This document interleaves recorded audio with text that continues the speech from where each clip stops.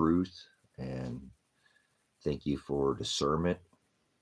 Thank you for the ability to sup with you and know that you are truth. So if we're going to find you, we need to define.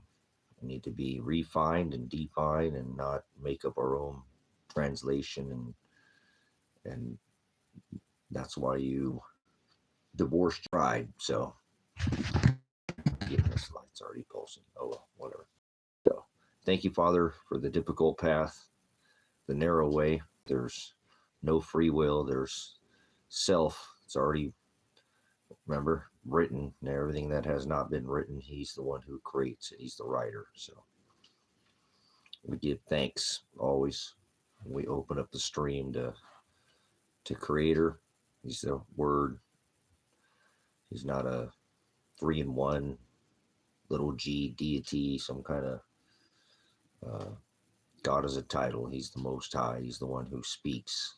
It was all spoken into existence. So he's the Word, not a temple, not a ritual, not a celebration. He is already chose. It's already been chosen from the foundation of this time, place, and space that you live in. So all things, Father is all things. Father creates evil, chaos, and calamity. So he creates that to test his bride. It's just a test of your faith. So thank you, Father, for the test, because without that resistance, we couldn't achieve that lift like a bird. You know anything about aviation? It's an impossibility for you to get off the ground without resistance. So thank you, Father, for putting it there. It needs to be there. It's what refines us, makes us seek, right? If I didn't call out to their hearts, right, to seek after me, not one of them would. So not one of us. He makes us come to the Word. He's the Word, not some temple or somewhere, someplace on Sunday. Masse, right? Masse is the eating of flesh, and drinking of blood, all the vampirism and cannibalism. Satanism, their isms, Catholicism, Mormonism, Calvinism, all their temple worship or synagogues or whatever. Blocks and rocks and bricks and mortar and after the houses made by hands that he said he doesn't dwell in. So he fulfilled all these things so we don't do any of these things, and yet people are doing them again because they don't love his word. They love the word. They think it's 2026 and they're spinning at 1,040 miles an hour on a block, whatever rock shape they're on, or smoking, I'm not sure. Balls, or they got this thing with balls and round things. They like to play like a dog, play fetch or whatever. So he said, follow after me, not balls in the sky and balls and circles. I like to go in circles, round and round, ring around the rosy like the halo around Saturn, right? That's the serpent. That's like the crown. Anytime you see that circle, that halo, that's Satan, like in the garden. Wise as a serpent, the crooked serpent. So take a bite of that apple, huh? Knowledge, this. Remember, he warned of eating of the tree of knowledge, but said will perish for lack of. So it's a fine line. You must refine and define all the words that are in Scripture. You don't know what the hell you're talking about. Hell's not below your head, above your head. Hell is inside your head. It's not below your feet. I can give you that, just like heaven's not above your head. So it's not 2026 and God's not in the sky. So you're a Satanist. That's Satanism, worshiping stars and Ishtar. That's the wife of Satan. So you're married to the world, dirt, heathenism. Most people are pagans or Satanists or Antichrist. So many are called, but few find the straight gate. Few are chosen. Most people go to hell. Remember, hell's not below your feet. So you don't have to worry about dying and gnashing the teeth. That's gnashing the teeth. That's That's because you can't get over the Hokodesh's spirit. So we're spiritual beings having a temporary meat suit. Remember, he said, eat of the meat. So not human flesh. That's Masse. So that's their pagan sun god, Nimrod. They celebrate him in February, Lupercalia. So remember the worship of Nimrod, the mighty hunter, the one with the bow, Cupid, like shot through the heart. It's sodomy worship. So that's what you're worshiping in February. So February. These guys are lost. They think the New Year starts in the middle of the winter. Remember? New life, New Year's, springs up, April, when? And you're fooled. So most people are pagans. Most people are Satanists. Most people are nice. The word nice means to be stupid. Most are stupid. So I'm not being derogatory. I'm being righteously judging righteously. So that's what it tells us. In the Old Testament, we were not to judge. Remember, Father, now under this covenant, righteously. So we go out and tell people not to do these heathenistic dirt worship. He doesn't want us to love the things we see of the dirt. So serving your eyes, idolism, idolatry. Latria is to serve. Pornea, not like some chain or hub, some social media site you're on over there twiddling or whatever you're pulling on, but the service of fortunes or lies to self, the autonomous, self-driven, you're pulling your own stick or whatever you self-driven, autonomous, auto-autonomous, right? There you go. Pornea, serving lies and fortunes to self. A demon, or is the word daemonion in the scriptures, right? It's a daemonion. You call it devil, but there's devil, that's not a word. There's no devil is not a scriptural or biblical word. It's not. There's no devil. You mean like their goat god? The goat, the one Baphomet, that's the god of three genders, 3-in-1 God. They're transgender Jesus. Masse, Christ. Christo, that's a pagan term taken from paganism. So not written in the Old or New Testament. You read the wrong version, right? Translation. Transliteration means you've not changed the definition or a yod, which is a letter, but you do. You change, you add. He said, don't do that or you'll go to hell. So don't worry about it. You're already there. Hell's not above your head or below your head. It's inside of you, in your head, just like Father's inside. He's not in the sky. So heaven's not above your head. Hell's not below your feet. Hell is the word knowledge. Hell's knowledge. Hell is no knowledge. So most people have no knowledge. So they're already in hell. Check that out by definition. This is knowledge. Remember Revelation 9 and 11 says they have a king, the seventh king of Revelation, the one that's locked in the pit that would be revealed and is now being currently in this age of air, not water. Remember, that's Pisces. Oh, better get a drink. Pisces, remember?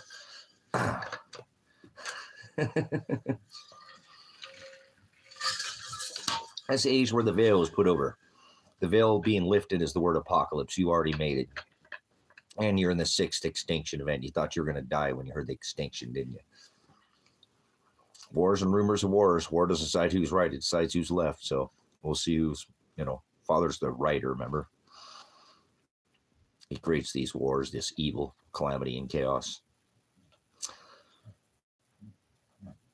All things. Father creates all things. You're supposed to thank him for all things, not just the good things. So that's what you're supposed to do.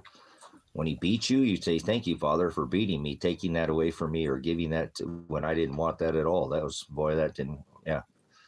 Don't make plans, you'll wreck them. So that's how the word works. Father's the word. He's not some deity, horny devil, Jesus in the sky.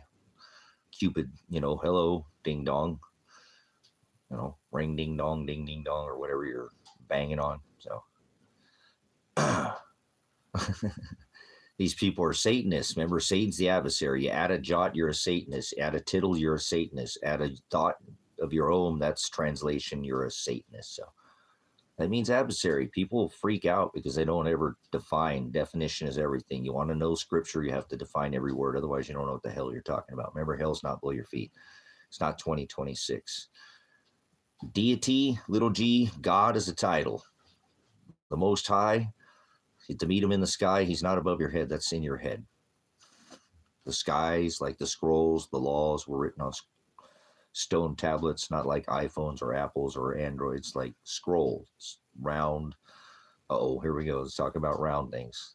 Well, get their attention now. They like round things. They think they're spinning on a ball or whatever pie shape that's your geometrical time, place, and you can get out of my space with that nonsense. Get away from me.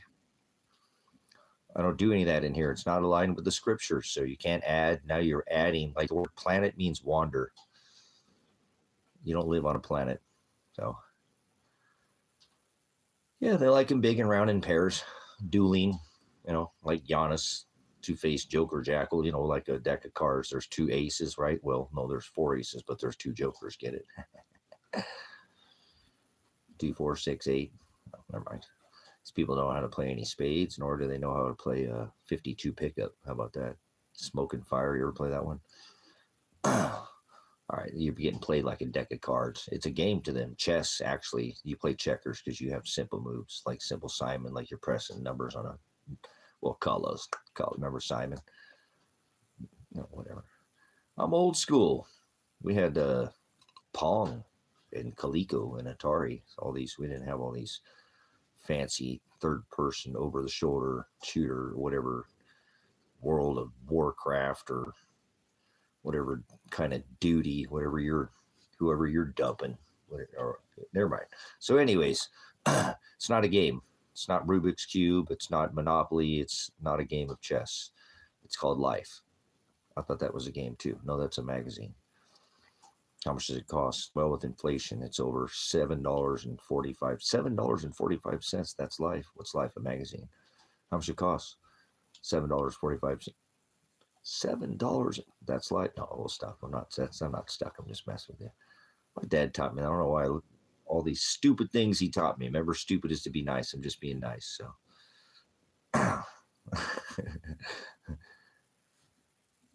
Yeah. Because it's overwhelming when you give people more than they can handle. Remember, you can't handle the truth. Truth is the word aletheia. So get a pencil, paper, write it down. I'll give you some good links or whatever. Well, just give you one. Grace and truth. GAT, that's where it's GAT. Now you're at FAT. Face and truth. Faith, by faith and faith alone, we are saved. But you got to die to be saved. Nobody's been purchased, right? Yes, they've already been bought and paid. They're his purchased possession, but he comes back to pick up what he bought and paid and purchased already. It's his purchased possession. That is the Lamb, the wedding supper, remember? He is the bridegroom, right? And we are the bride. So hallelujah. Wedding supper, don't sup with vipers. Don't cast your pearls before swine. So you're not allowed here. If you're a viper or if you're a bad apple, we'll rid you, like it'll ferment, it'll go bad and then it upsets. Well, it ferments, right? Fermentation, you get drunk. What are you doing? Making apple cider? Are you drinking some of that Dickens cider? Oh.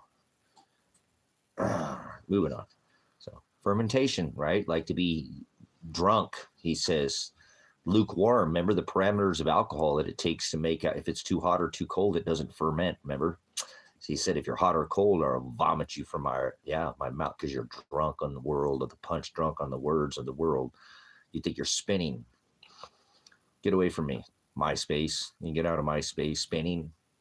Artemis, the cock rocket rituals, all they do, they're lunatic worship. So 2026 is a lunatic world. If you think it's 2026, you're a lunatic and you're a Satanist and you are the adversary, because that's not the year, nor is it the time. It's, 10th month is December, right? So we make sure we're on the right calendar here. So, but we're not due calendars. Remember, that's what we always do. We pervert everything. They did it the equinox, remember, to worship the dying the sun. Remember, at the equal day, equal night. So that's what they're doing now. Everybody does it. Everybody's a pervert.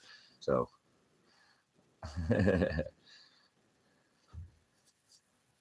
so 2016 to 2018. So, but yeah, it's not 2026, brothers, sisters. You've been sold on the idea of a calendar that has been perverted, and that's an orgy calendar. So that's an orgy ritual. 2026 is a satanic occult orgy ritual that you're participating in. You're doing it. You did it with your masquerade. The fuck out of here. That's COVID backwards. Everybody standing on the X, get 6 feet back away from me. Remember all that crap? What are wearing their face diapers, acting like baby children? Did no a lick of research. Remember, nothing. Didn't just went along, go along, get along, gang. The silent majority. So it's a lot worse now. What's going on? It says sorrow. So welcome to wave 2. The fuck out of here. So you know, these people are lost. They think they're spinning at 1,040 miles an hour in warp speed. So get away from these people. They're remember spinning.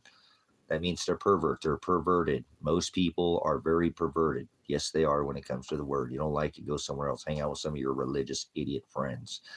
Idiot means they don't know what they're talking about. Never heard it and seen it, and you can't hold an idiot's feet to the fire. Remember, eyes of fire, feet of fire. He comes back with fire.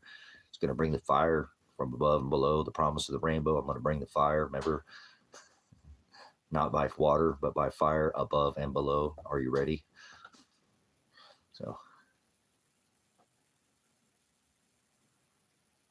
yes, the calendar's been perverted to align with the equinox. Equal day, equal night. Remember, 9:23 and 3:23. They thought the sun was dying at the equinox, so they prayed to Saturn and tried to slow the sun.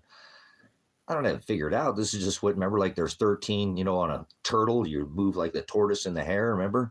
These people don't know yuga cycles. These things have been around for thousands, millions of years, but they pay attention to this little slice. They tell people, oh, we've been here for 6,000 years. And I don't care about anything other than this 6,000 year slice of time. Well, 12,000, remember, half cycles, yuga cycles. I can pay attention to much more, but I have my eye on the prize.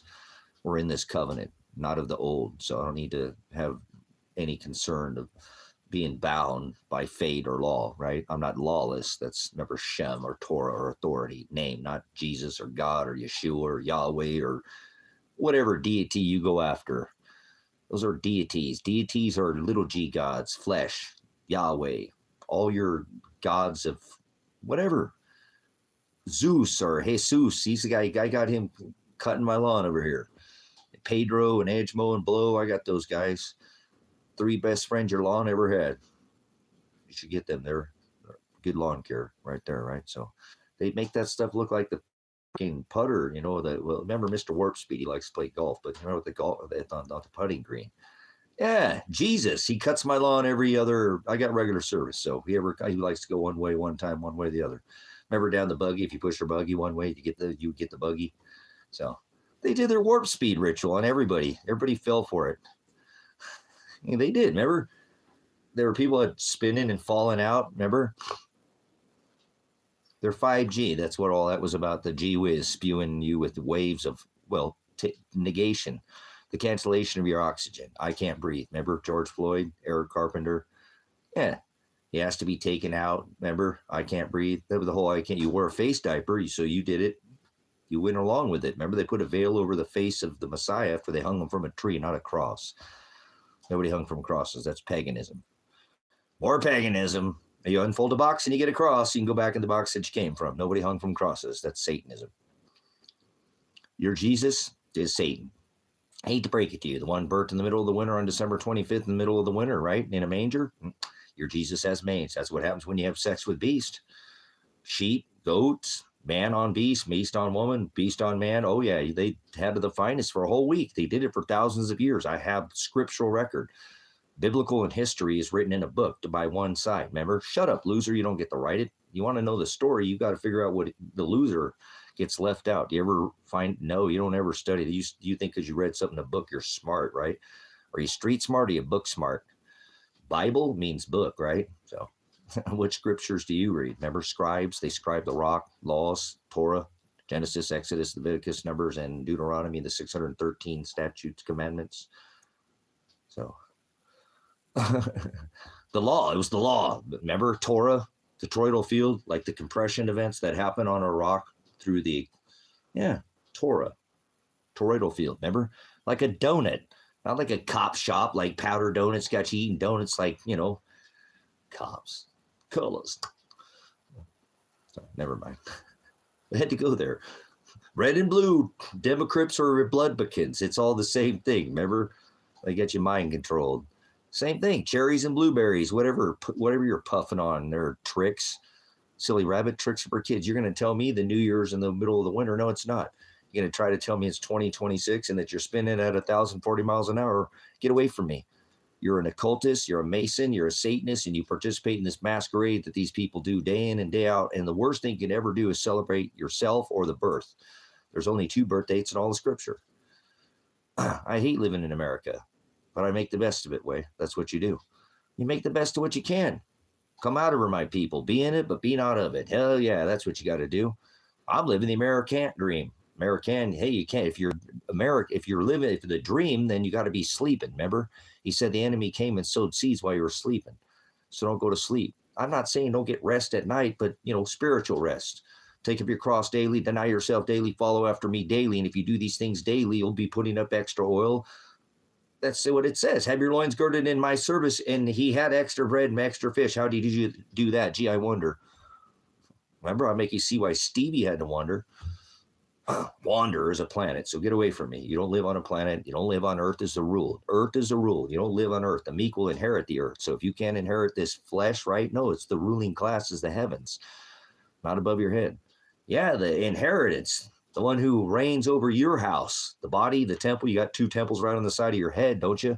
Do you ever use it? No. Most people don't. Remember, most people are nice is stupid, or they're asses. They make ass themselves come in here and make an ass and open up their mouth and say something nice. Or undefined, that's translation. Idolatry, porneia. Idolatry is the service of your lips to the fortunes and lies to yourself.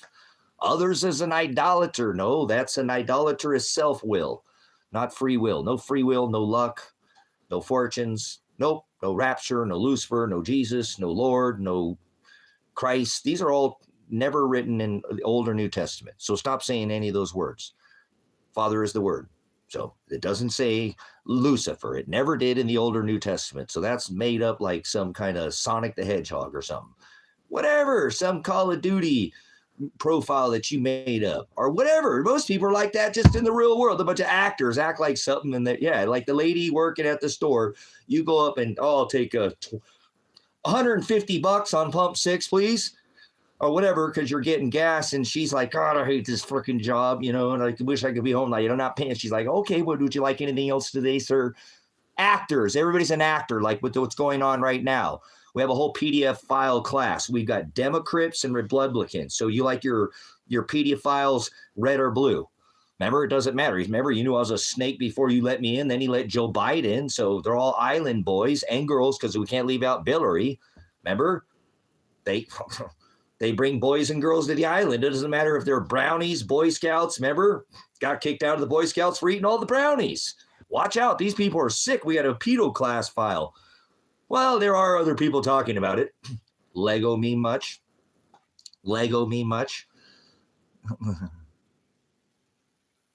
No, because Israel is not in the middle of the desert. Let me help you out here, okay? Israel was Jacob. That was a man who he loved. Remember the 12 tribes of Israel? That wasn't some place. There's no such thing as Jew. That never existed. So let me help you with this, okay? We're going to get everybody straight, or get the flock out of here. Yeah, you're goat god, greatest of all time. You're goyim slop. That's what you are. You're slop. That's what they are. Remember? Go look what happened during the 12-day war. They were not allowing Christians in their bunkers. They don't care about you. You are worthless food eaters to them. That's why they feed you the slop. Feed you your own. Eat your kids. How do you like your kids flavored in barbecue sauce? Or you like them, maybe you like them sweet and sour. Maybe a little honey mustard or something because you just, whatever that you're dipping in.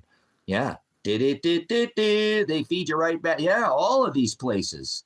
3D printed now, whatever, like the Jetsons. You're by the mile pretty soon. Yeah, you'll get in your lines. There's no bread lines. They got cards. Remember? They're called food cards or whatever. You don't see the bread lines anymore, but it's all happening. Yes. Whether you like it or not, they don't care about you. Yeah, that's why they feed you poison at the store. Food that's boxed, bag, and can flavored poison. They're not, though.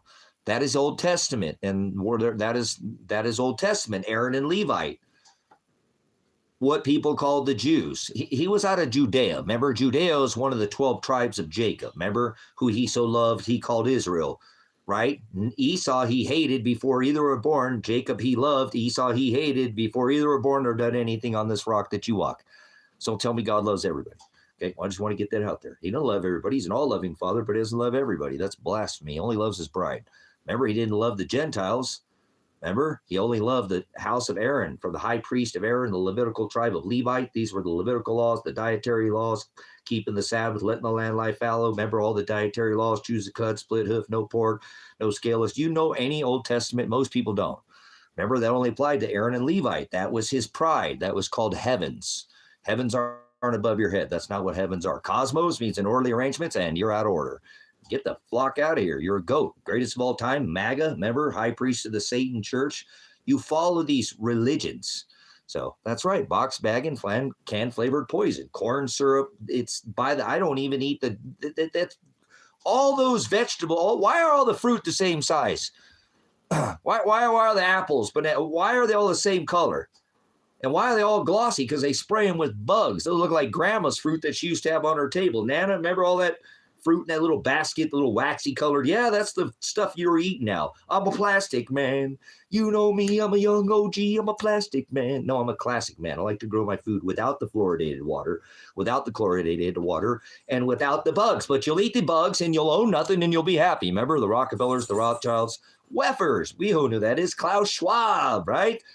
Whatever you're sticking in your ear, like Les Schwab. I'm not giving you investment advice. Yeah, you'll own nothing and you'll be happy. It's already happening. Most people couldn't even fight their way out of a paper bag, let alone take something, put it in a paper bag and grow it.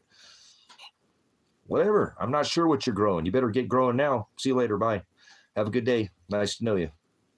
So most of scripture has most to do with food. If you got up every day and you didn't have a store of food, that's all you'd be thinking about. You'd be thinking with your stomach. So as you say, people thought with their stomach, not with their head. Most people won't think with their head after about 6 or 7 hours. Well, about 8 hours. They go from hungry to angry, and about 8 to 10 hours to hangry, and then they lose their head. Now you're dealing with somebody there. It's still attached, but they don't use it. They're thinking about that. That never missed a whole day, let alone a meal in their whole life. These are American, coddled Americans, just so you know. I'm American, so I don't American. I'm American. I kick that can down the road because evidently it has nothing to do with anything from standpoint, anything you say and do. Can? What does that have to do in court of law? All right, moving on. You're on trial, remember? So you thought you might like to go to the show. I had to do a little Floyd for you. That's where we're at. The greatest wall ever. Instead, you got the greatest Jabadooski. Remember, in warp speed, stand on the X, go inside, flatten the curve. Yeah, crush the middle class business, huh? Twice, remember? They're doing it again. You better get ready. They are. These are even worse. Outside of this country, remember it started outside the country? Go inside, stay home, stabilize. They're doing it again. Now it's energy. Before it was the bug, now it's energy. It's all been pre-planned. Like everybody, all these ships going to the Gulf of Mexico. I mess around, call it Gulf America, but I'll never call it Gulf America. That's not the Gulf America. And when the new administration comes in, they'll change it back to the Gulf of Mexico. It's insane that people would allow that kind of nonsense like America, who makes no sense. So, well, that's what I'm saying, though, Sabrina, but it's already happening outside this country. Remember, I already told you, in some countries, they're doing every other day on license plate. So things just broke down. We're never going to go have a talk with Iran anymore. Now they're blockading. He said, open it up, and now we're stopping it. That's what Mr. Warp Speed said. They sent 2 boats in there today, and they ended up turning around, guys. We're going to have another Gulf of Tonkin event. Watch. I already said that. Boats and hoes, baby. Boats and hoes. You ever watch the movie Step Brothers? I don't watch a lot of recent movies, but my son said, Dad, you got to probably watch this one. So it's pretty silly.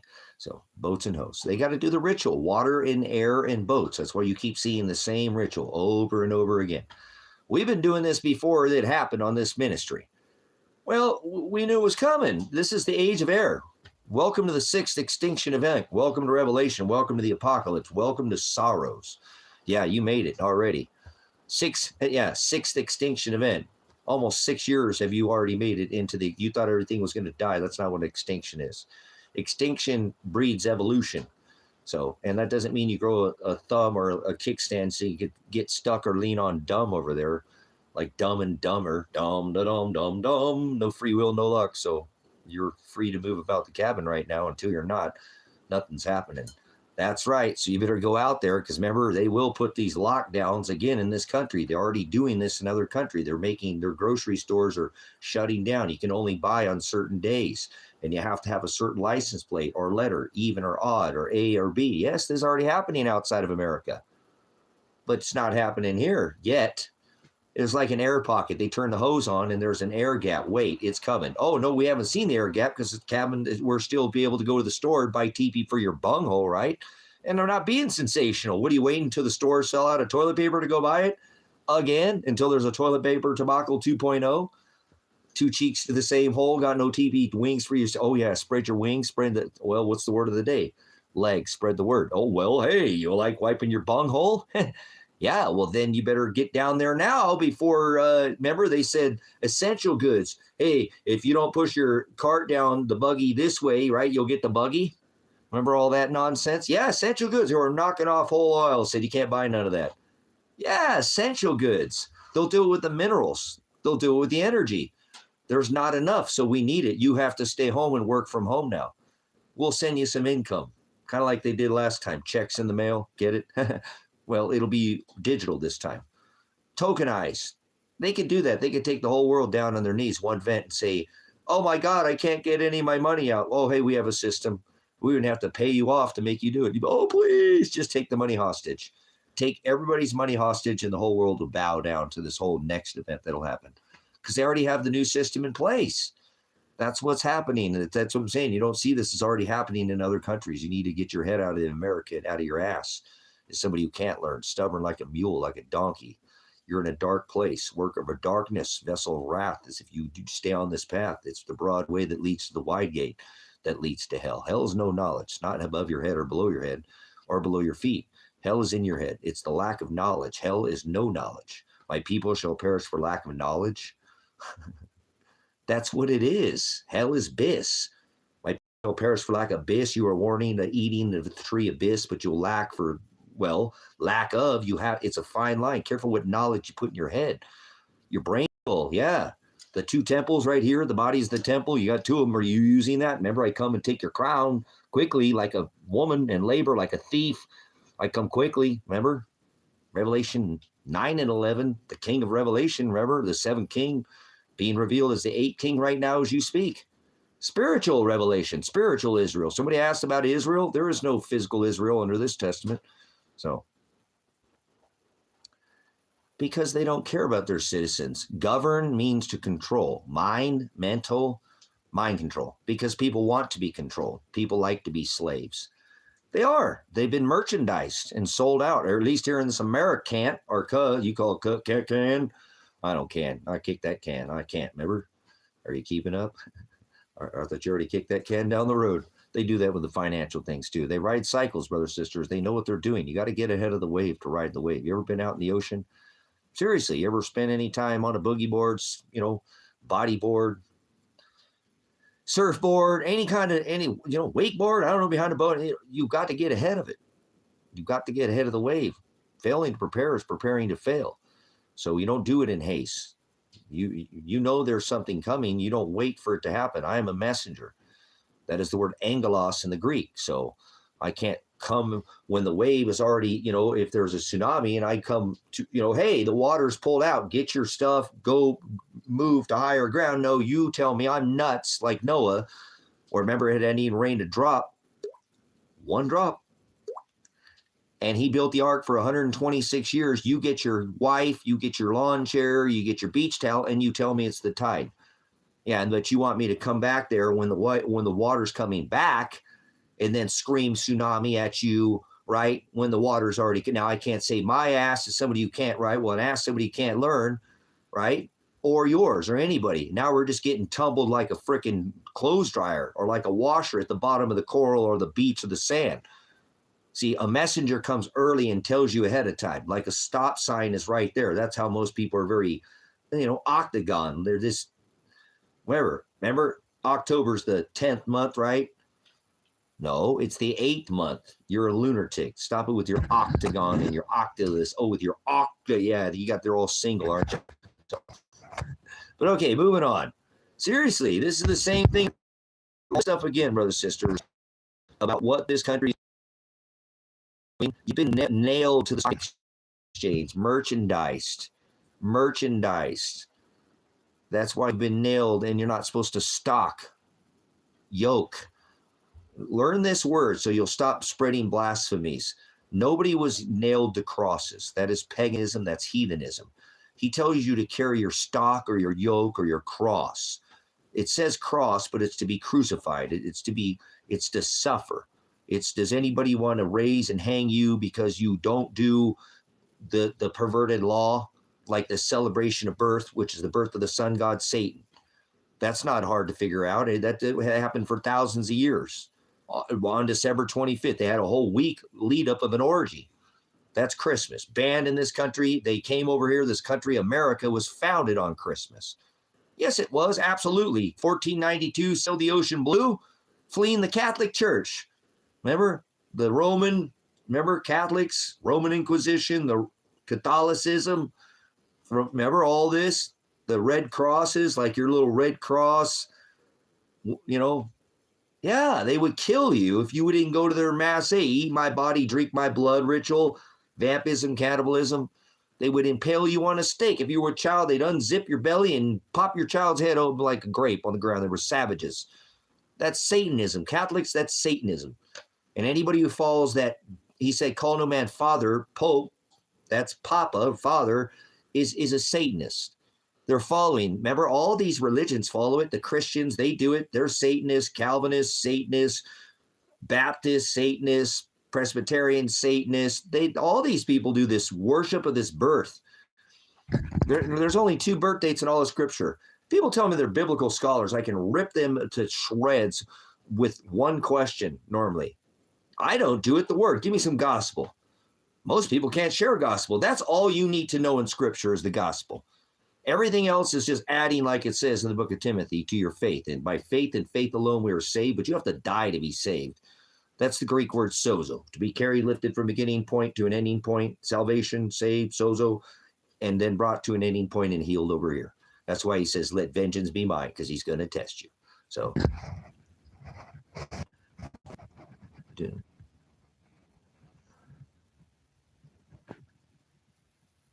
well, there we go. Thank you, Connection, for all putting the pieces together there, making the connection. You guys watch Connection's comments. He puts awesome, he's aligned with the Scripture, and he only uses good herbs. So that's probably why he's quite wise for his age, because he doesn't destroy his mind with, nonsense and snakes up a pole. So you're not. You're just not, and it's going to happen whether we like it or not. Thanks for knowing about that. What's that? Abdul. Thank you, Abdul, for being aware of that. The biggest tyrant on this rock right now. Seriously, I mean, there's not a more. That's why we're over there. Remember, Mr. Warp Speed went over there on a hunch. You know what I'm saying? On a hunt. The number one state sponsor to terrorism has never attacked America ever once. Ever once. Never once have they attacked our country. But yet, some fake Israel in the middle of the desert, as I've already told you, there's no such thing as Jews. That's fake. Yeah, it's a tough time to be in Saudi right now because people don't realize what's going on with Pakistan, the Saudis. We've been backing the Saudi nations, guys. This is this petrodollar that's kept this whole system afloat. For how long? Yeah, the demand, and we'll guard the OPEC nations, and instead this has brokered us off when France came over in 1971 and said, hey, we want all our gold back. Yeah, that's right. Remember the Bretton Woods Agreement? They brokered us off that and now attached all this to this petrodollar. Not that there isn't still a gold back, but that's at $42 an ounce on the books. And that's a far cry from the 45 or 600 that it is right now, which is not anywhere close to what they'll actually reprice the metal at. So remember, this whole, ditching the dollar and becoming now protecting the Saudi nations. Now the Saudis are taking the yuan, the dinar, right? they're taking any. So that's all over with, brothers and sisters. You better pay attention to what's going on here right now. There's a lot of alignment in countries that's going on right now. Pakistan, India, North Korea, China. You're not paying attention to what's going on, and this is happening. So we've got people in here from other countries. Maybe you'll pull your head out of your stupid ass American head and wherever it's at and listen to somebody outside this country where you're the bad guy, because you're the one who's been policing the world with 1,000+ military bases in every stinking country with consulates and all this. You know, we are the bad guy. We are the tyrant. We have been policing. Look at what Mr. Warp Speed goes over there and causes a freaking stir, closes the whole thing down like a freaking bully. Is like coming and taking a dump right in the middle of your living room and then leaves and said, you cleaned it up. Yeah, we're the bully. Remember, we dropped freedom and democracy bombs on people. How'd that work out for Kuwait, right? How'd that work out for Afghanistan? 20 years. We ain't going to beat Iran. No way in hell that there's another Afghanistan. So you better pay attention to what's going on. Because we're weak. We're getting beat in the meme war, guys. Whatever. Look at what we put out. Our president puts out him flying a freaking F-35, I don't know what airplane, dumping poop on his own people. The Iranian people are putting out the memes that are every one of these, ordinances, missiles has EpiPen Island to the children of the Steen Island. They're going to save us from I'm hoping the Iranian government will come over and save me from my own government. Hey, we got a pedo class. Come on, Father, you can do this. I know you can do this. There you go. Thank you. That's why I tried to bring it up, Abdul. The mutual agreement. See, all these Americans, they don't pay attention to none of this crap. America's ripe for the picking, brothers and sisters. You don't realize that, and I don't care. I told you, Iran has never attacked this country, never even one single time. There's never been. Number one state sponsor. Most people do not chant death to America. You don't know anything about Iran. The Persians, they're an amazing people. You need to learn your history and stop listening to the propaganda that you've been told in school and told lies. Yeah, you have. They're very humble people, and a majority. I think the largest population of Christians, and I'm not a Christian, is in Iran. You're lost. Babylon, hello, Iran, the Garden of Eden, Palmyra, Syria. These people in America don't even have any idea what's going on here. It's New Mystery Babylon. It's all the same thing of the days of old. Finest, remember, the Belt Road, all that, bringing in all the myrrh and frankincense, and look, stealing all the Chinese silver by getting them hooked on opium. Now they got people on the fence here in America. They're doing it. Remember, Mr. Warp Speed, his buddy G, bringing it in. So, brothers and sisters, you can do something about this. You know what you can do is check out of the system. Stop partaking in this beast. You go to work every day and you pay this slave as a cattle you get, and then your tax dollars kill people in Abdul's country. Yeah, exactly. We go against our own people that we take care of. We've done that to how many countries where we support them and then we pull the rug out from underneath them?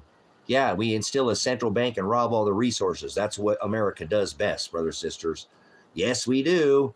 Inflate their currency, make our dollar so strong they don't want to spend their own dollar and then steal everything they have. Yeah, we're the tyrant. I hate America. So I'm not supposed to like what we do. I served. Remember, I'm a United States Army tyrant veteran. I've served this beast system. And I've learned from my mistakes. You don't keep making the same mistake, tripping over the same thing. You either go around it, dig a hole, go under it, right? Or overcome it one way or another. But to just keep tripping over and falling over the same thing is stupid, brothers and sisters. So I learned from the mistakes of past that I made. Okay? We all make mistakes. None of us are perfect. None of us are without blemish. That's why we need the covering of the Messiah, okay? Not some dude in the sky or some pedophile who touches and marries kids. The Catholics wrote the Quran, so there are a lot of people over there in the desert that are fooled too, brothers and sisters. Same thing. Doesn't matter. Remember, this covenant is all flesh. There is no colors. We don't have colors. Nobody's white or black. Some people are pretty damn close to black, but And, you know, somebody who's albino is pretty, but they're not, they're peach or they're right. They're more melanated, more brown or less brown. We're not white or black. That's such a derogatory term. So I hate it. It's a divide and conquer. It's no different than saying I'm a donkey or, you know, mocking the constitutional republic of the elephant, right? I'm an ass and I don't know crap and I can't learn or I know everything. I'm a know-it-all. I'm an elephant, right? I don't ever forget anything. You're divided. Well, like I said, remember, Father's bride is on every continent now. It's not someplace in the sky. It's not someplace in the middle of the desert, one location. That's Old Testament. And that's not how that works under this covenant. So go stop spreading blasphemies. That's why most people are Satanists. So I rebuke all these nations that throw ordinances outside their borders because that's not how this covenant works. So nobody's going to tell you that. I don't know any other blogger, any other pastor on YouTube that's covering this. Maybe it's because I was, you know, served this beast system. Then I realize you don't realize because you're not on the other end of all these depleted uranium. It has a half shelf life of how long? Where it affects generation after generation. You know, Wesley Clark talked about 7 of these, right, nations over in the desert they were going to go in and overtake, right? What was the last one on the list? Yeah, we hit them all, brothers, sisters. Iran, and we're here now. So you better pull your head out of your 4th point of contact, like I said. It's not the time to sit there and start a war. Now it's time to actually come out of her. Become your own system, become your own supply chain. Stop supporting this beast. It's like a bully. It'll go away if you don't give him the time of day. Yes, he will. You don't feed a plant, you don't water it, you don't give it sun, it dies off. Stop feeding the beast. That's your problem. You feed the beast. You feed all these poly meaning many, tick meaning bloodsuckers. Think that you're going to vote your way out of this hopium. Oh, this next president's going to fix it, right? No, Trump 2028. The hell with, 2-term limits. We're just going to keep him in like he's a ruler. This is what you have to tend with these MAGA idiots. MAGA is the high priest of the Satan church. So we're losing, brothers, sisters. America is crumbling from the inside out. You better get right with the Father. You better get right with Spirit. You better get right with the Creator. That's right. There's people who've been coming across these borders since I was born. They called them illegal aliens, not guys in the sky coming in on hovercrafts or drones. No. This has been going on. This nation was founded around this, immigration, a bunch of immigrants trying to keep out all the immigrants. See, I hate America. Put anything that's good about America in the chat. Tell me something good about, other than the land. It's a beautiful country. Gosh, I live in Oregon, one of the most beautiful, probably the most beautiful state in the nation. It is unbelievable. I loved Alaska. I've lived in Hawaii, but Oregon, but other than the land, you tell me something good about America. Put in the chat, I'll wait. Tell me something good about America. Tell me how we're not the bad guy, because we are the bad guy to all the other nations. Outside our borders, we're the bad guy. So tell me something good about America right now. What's so good about this country?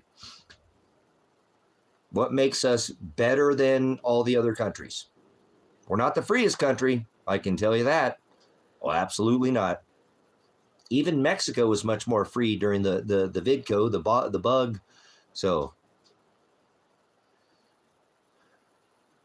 tell me something about America that's so great. But we're going to make it great again. Tell me what's great about this freaking country. There are things, brothers, sisters, but you're going to have to think long and hard.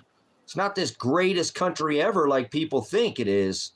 It's becoming a very almost third world country already. It is. Our infrastructure is crumbling.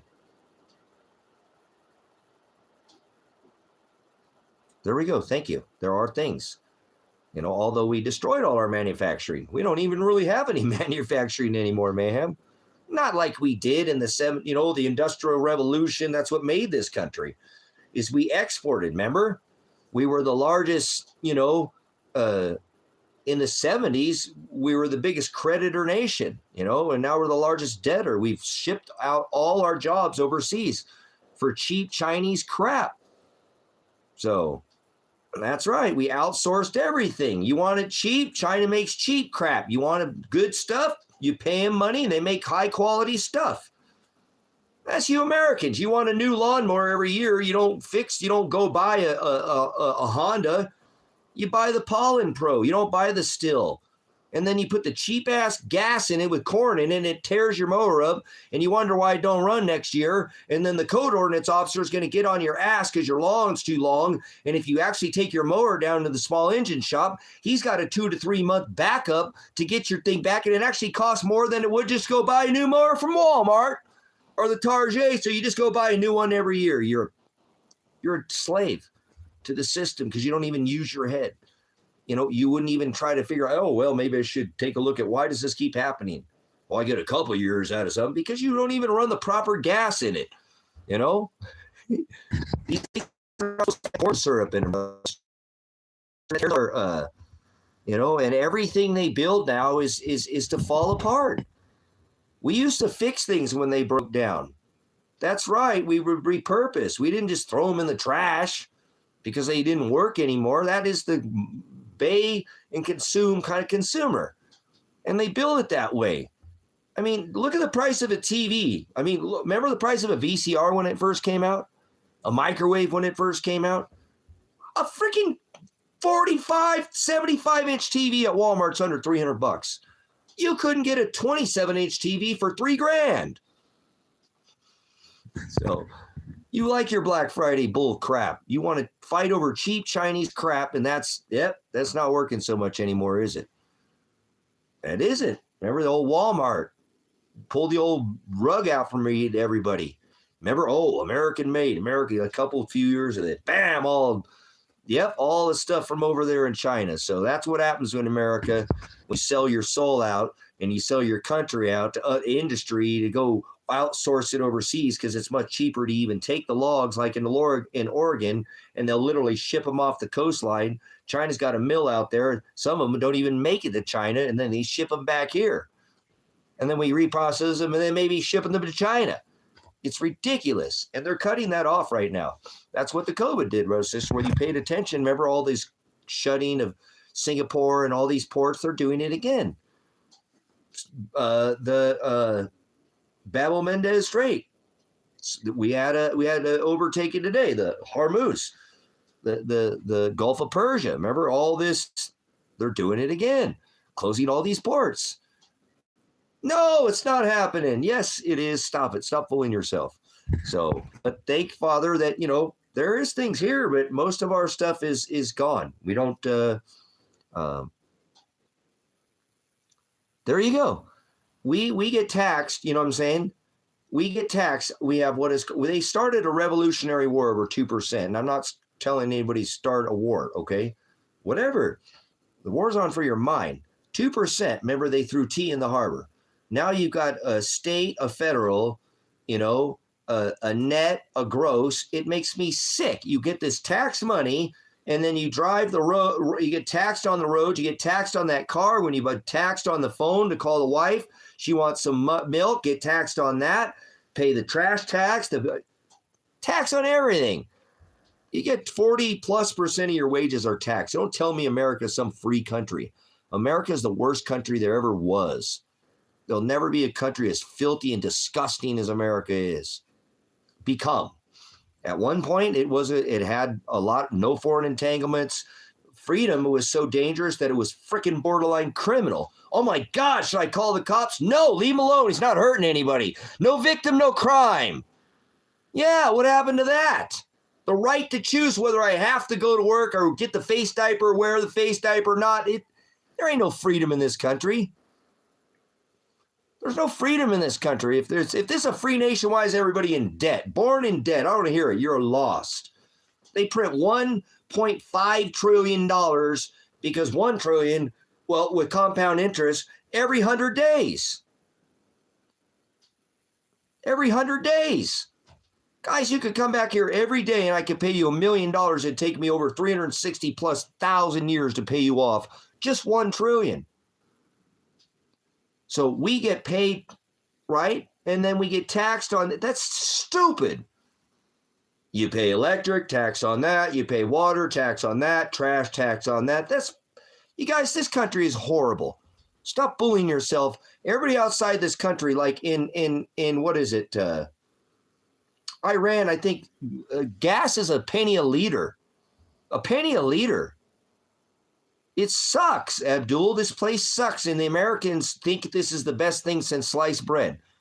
When there are other countries that don't, that, like I said, if you don't act like some stupid American, whatever, people will treat you, go across the border. You know what I'm saying? Go right across the border in Mexico. Go in an American neighborhood, they're dead. Go to an American neighborhood, they're dead. There's no life in an American neighborhood. There was in the 80s and stuff, when everybody owned the homes. Now it's a bunch of renters. BlackRock owns most of it. The kids are all on their phones. There's very few that are riding bikes. It's a zombie neighborhood. Go right across the frickin' border, and you don't tell a Hispanic or Mexican people to be quiet. They like to party, siesta, whatever. They only want to party on days that end in Y. So, but anyways, their music is up until 10, 11, 12. You don't tell them. They'll turn the music up louder. They don't have HOA bullshit, all this. That isn't even like that. It's like going back to the 80s in Mexico. That's right across the border. The communities are thriving with life. Yeah. So don't tell me this nation is so awesome. We're a dead nation. We are. There's no life in our neighborhoods. There's no life. The cities are just literal, just sucking the resources dry. 40% of the world's resources, right, are consumed by 3% of the populace in the major cities. A massive amount of them are. Yeah, these big grids, like, you ever see that heater light up when it's got all the squares and it all turns red? That's what's going to happen when we have an EMP. Every city's going to burn to the ground. I don't care the steel in the buildings. They're all hooked to these power poles, everything. All the system, they're all hooked together. Every one of them is hooked together. They're all in this box. So there's nothing good about this country. Stop fooling yourself. What other nation goes and drops freedom bombs on people, goes and takes a crap in your backyard, and then tells you to clean it up? America sucks. Start telling yourself, you can't admit that you have a problem. Then like alcoholism, the first stage is denial. You have to admit that you have a problem. Oh, man, look at that thing on your leg. That thing is pretty bad looking, dude. What happened there? It's all right. Come back and be like, dude, that thing's looking angry, dude. You better go to the doctor and I don't like doctors going where sick and dying people, but you better get that looked at, man. Come back, dude. That thing's stinking, dude. I can smell that thing from here. Oh, no, it's okay. Everything's fine. Next thing you come back, pay leg, right? Walking around with a limp, right? Walking around on one leg. Seriously, if you don't admit that you have a problem, you can't fix it. That's the problem with America. Nobody wants to admit that we have a problem. We're the best awesome country ever. Team America, right? Everything is awesome when you're part of the team.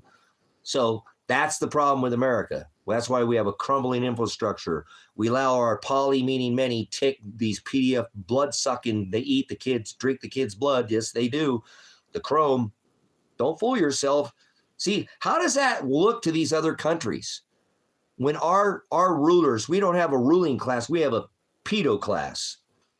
That's what the other countries make memes about us. Yeah, $2.20 a gallon in Saudi Arabia. And we have more oil and are the largest producer of oil on this rock. Natural gas, more of it than anything else. How are we the largest producer of gas since 2024? Most of it's LNG, but whatever. See, guys, we have to buy Saudi oil. We have to buy the Saudi oil to mix with our oil. We're not set up for our infrastructure to sell the oil to put in our vehicles, the oil that we sell. Yeah, it's $4.99 a gallon here where I'm at. And it's $6 something for diesel. So $4.99 a gallon. America sucks. These people think everything in America is no, you can go outside, even South America. Remember Ecuador, they live on $500 a month. $500 a month is the average cost. You can get whole plates of food for $3. Carne asada plates with a glass of orange juice. Frijoles, arroz, asada, orango, $3. Go sit down, maybe $5. Buy it off one of the carts in front, maybe $2. Tacos, you're going to get 3 to 5 tacos for $2. Real tacos, not kids. You're going to eat real food, not 1,000 cow ground beef. That's not a taco. Taco is asada, adobada, pastor, lengua, cabeza. Real tacos, not these white, whatever. That's what my dad called white boy tacos. Yeah, but that's what I'm saying. How are we the largest producer, thank you, Abdul, of gasoline, and yet our gas is so flipping expensive? $5.80 a gallon. DSW is in California. He's talking about $6 plus a gallon. Just for regular diesel up at over $8. So it's getting, and we ain't even begun to see the price of gas raise, brothers, sisters. We're not there. We have not. They've released all this strategic oil. All these nations did it. You wait until that Strait of Hormuz gap, that air gap, when you turn the hose on, right? There's an air pocket. Yeah, we haven't reached that air pocket yet. No, we haven't. You ain't even seen the price of gas go up. In America, watch, it probably won't in other countries. There will be some raising, but I don't think they'll have the issues that we have here. So that's what people do, to work as a slave their whole life in America, just to barely, they're going to have a 50-year mortgage now, brothers and sisters. 50 flipping year mortgage. That means that you are freaking attached to that thing for the rest of your life. Pretty much. Slave to your little box in a city. Get to the country, brothers and sisters. Narrow is the way that leads to the straight gate. Notice all little roads in the country are narrow and they're big, wide, and clover leaves. There's no free health care. I love it. Thank you, Abdul. Man, and look, we took out, guys, and I want to talk about something, because they're talking about this right now, about going in and taking out the desalination machines. We did that in South Africa. So don't think they won't do that here to these countries that are talking about going over there, Mr. Warp Speed. And these countries depend on these desalination machines, brothers and sisters. They would not be able to make it. It's like we just that's gone. Dubai, no more. Real estate collapse overnight. I mean, it's so. That's what I'm saying. Look at Gaddafi, brothers and sisters. This is what this whole rock could have been like if we didn't have America and Israel. If we took Israel out of the equation and America, it would probably be more like South Africa with Gaddafi. And I'm not into socialism. You know, socialism means that Abdul's got 3 bikes and Mr. Mayhem doesn't have one. So we're going to take 2 of his bikes and give one to Mr. Mayhem and give one to Michael, because they don't have bikes. That's socialism. Socialism always leads to communism. It's only a matter of time. One leads to the other every single time. So, but, you know, history repeats itself. So there are ways to do this, though. $1,500 a month for healthcare. You could live, Michael, like a king in another country with your life. And healthcare outside of America, brothers and sisters, is generally much better. We have horrible healthcare. The Obama care and all that. No, seriously. And outside of America, many doctors. I bet you could go to Abdul's country in Saudi Arabia and find most of their doctors speak American over there. Even though it's not widely spoken, you know, over there, obviously that's not the language over there, right? Most doctors speak, they speak English, right? I say American because that's what people speak now. They don't even speak English anymore. Isn't that crazy, Abdul? You could go live in some countries like Saudi for the whole month, right? You could live for 6 months on $1,500 if you spent your money wisely. You could definitely live for 3 months and eat and have health care and run your air conditioner, eat 3 meals a day, have a furnished apartment or house, a 2-bedroom for you and your wife on $500 a month in Ecuador. There are many South American nations. Go outside, other countries, Asian nations. Many nations have a much different and much better health care. Brothers and sisters, you break your leg in Ecuador, and you go to the doctor and you get a cast, an x-ray, and probably a prescription. What do you think it's going to cost in Ecuador, your kid breaks his leg. He jumps off the trampoline or something and breaks his leg. You don't have any health care. You're in Ecuador. They're going to have to probably give him some kind, maybe they might give him some kind of sedative or something, maybe some Motrin or something, right? But then they're going to put x-rays. They're going to take x-rays and not put some cement cast. They'll probably put a fiberglass cast and maybe some kind of prescription.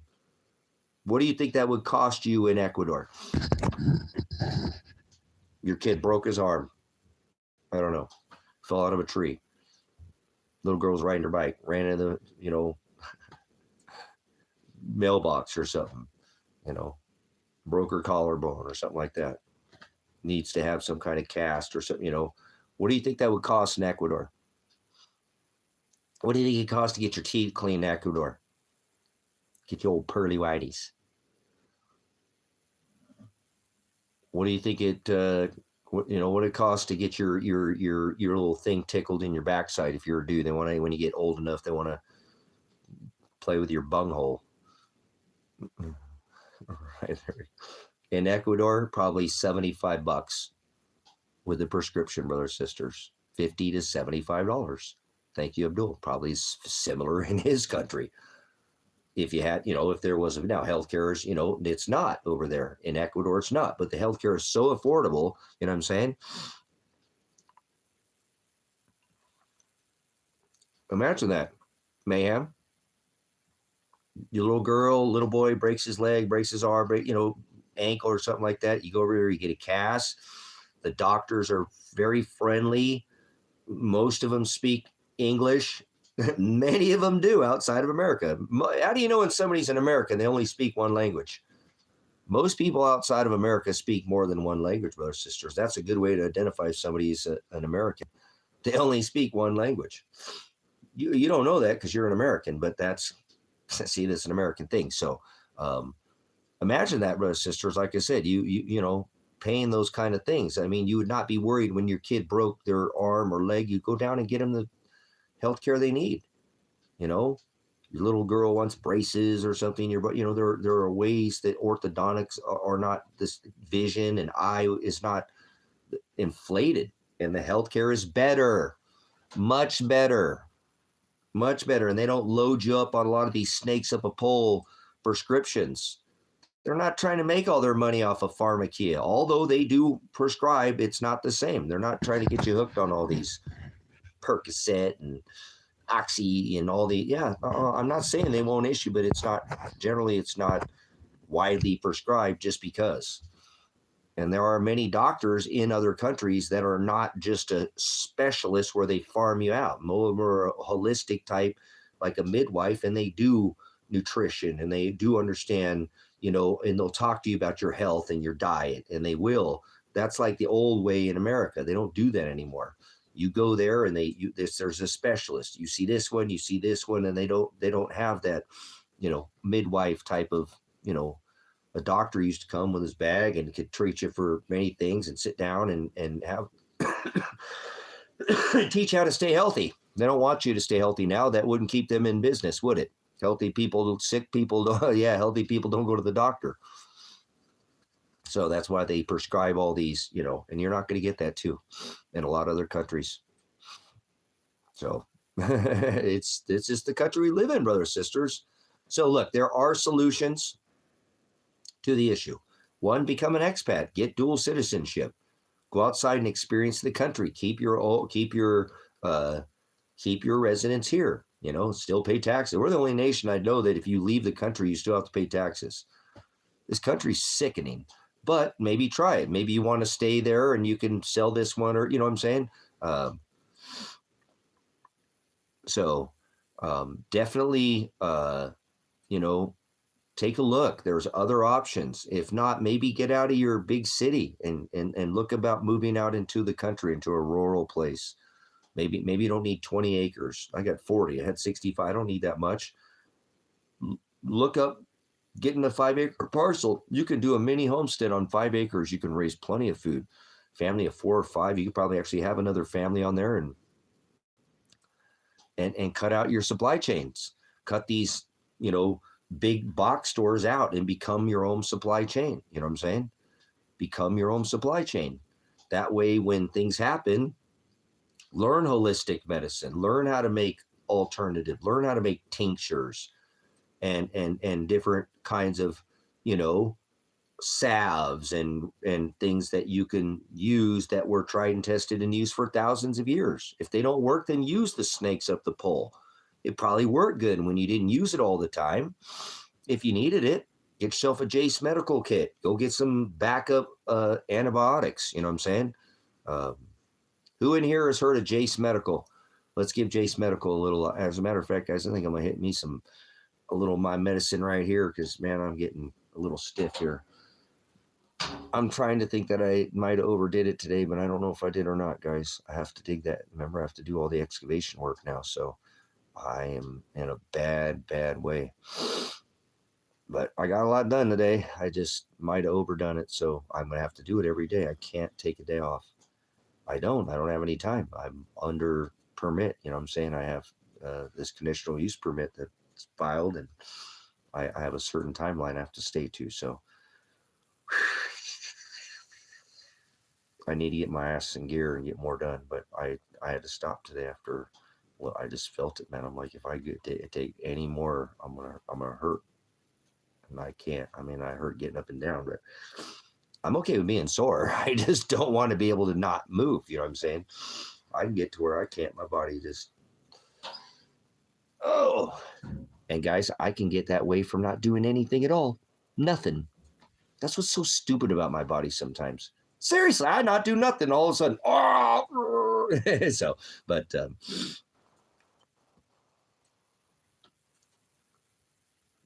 there you go. Cool. Thanks for your testimony and your thanks for having somebody in from, you know, we have a lot of people that visit this ministry from all over the world. You know what I'm saying? We do, because his bride is everywhere. God's bride is in Saudi Arabia. God's bride is in Turkey. God's bride is in Czechoslovakia. God's bride is in Israel. God's bride is in America. God's bride is all over this rock.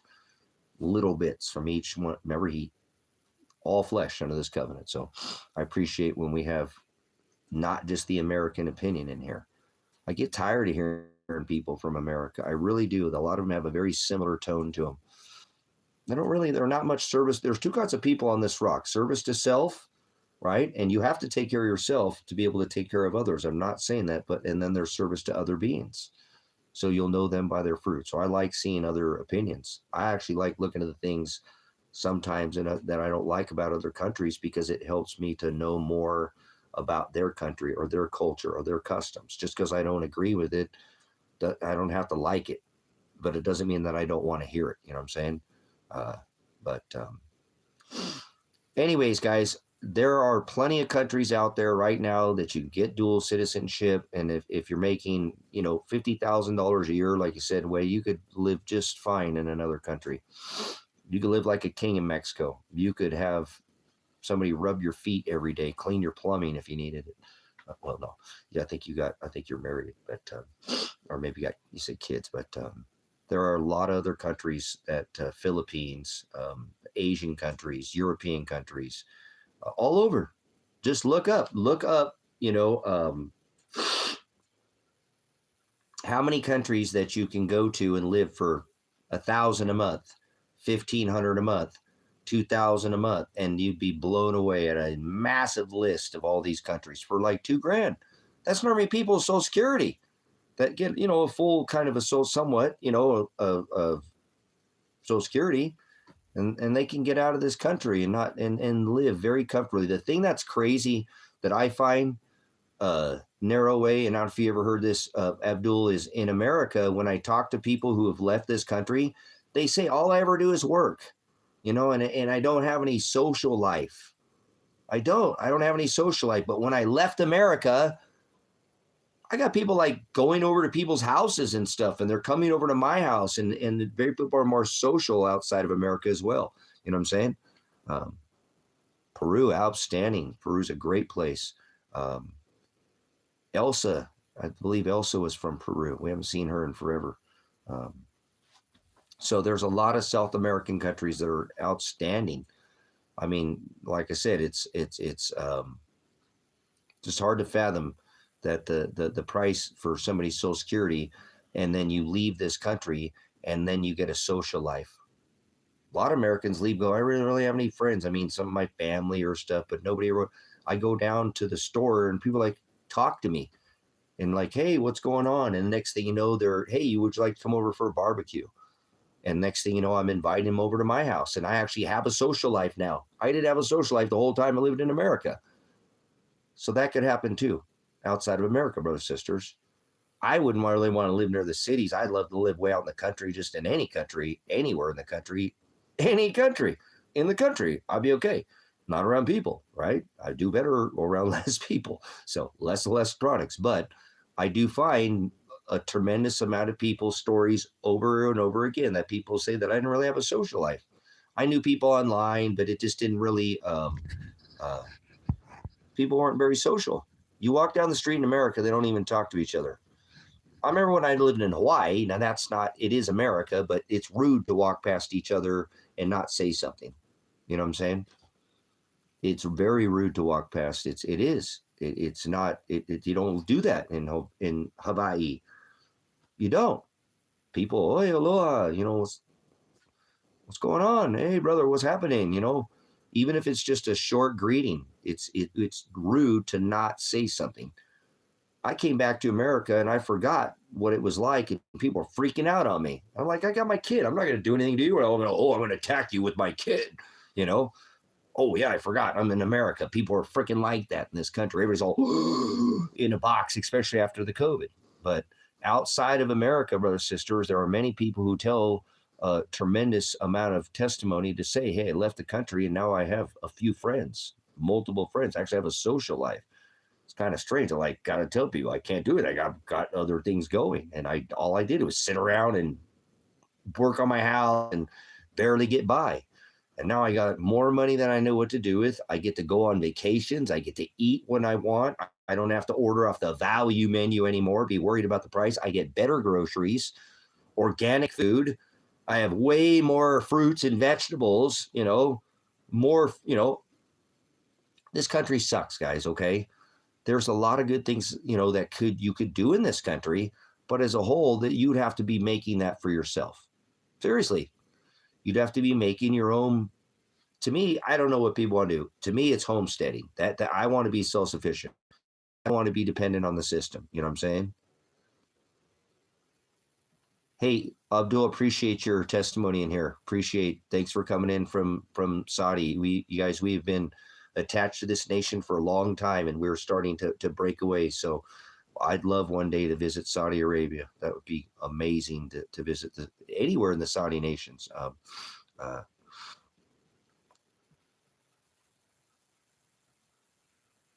There you go. There you go. Set a goal you can meet too. Don't set goals you can't meet. So yeah, much agape. That's love, much phileo. Appreciate it. Thanks for showing people that everybody in Saudi Arabia is not a terrorist and they're going to blow us up, because that's probably the attitude of most Americans. Oh my God, they're from Saudi Arabia. They're going to blow us up. That's the American attitude. It's disgusting. Americans are very closed off. We've been propagandized by our Operation Mockingbird, by our government.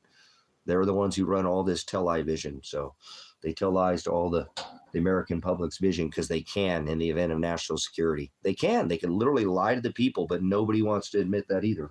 So can I put the log in there?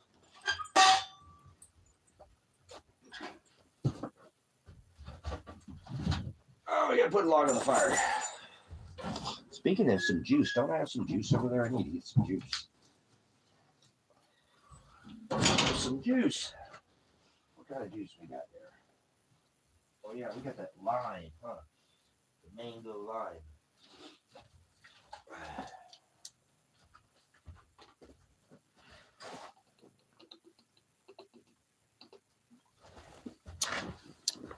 Man, this stuff is outstanding. I don't think it's as good as the other ones, but I like this Langer's Mango Limon. Just me, I can drink out of the... What you doing, B? My girl's hanging out with Dad. She's hanging out with the dad. She's my best girl. Oh, here comes the big puppy dog. You gonna sit right on the kitty? Look at that. Him come sit right on the cat. Come here, girl. Come here, little pea. Come here, little sweet pea. Wait up, Pants. Give her a chance to get some lovin's. Yatter boy. Yatter, all done. Give the girl a chance. Oh, her loves are dead. Her loves are dead. Butter boy. Stop it. You're a freaking attention whore. See my girl. Yatter boy, all done. All done. You're a freaking an attention whore. Do you see that? I can't even give the kitty lovin's. Don't be a jellyfish. Just because she's giving you lovin's, don't be jelly.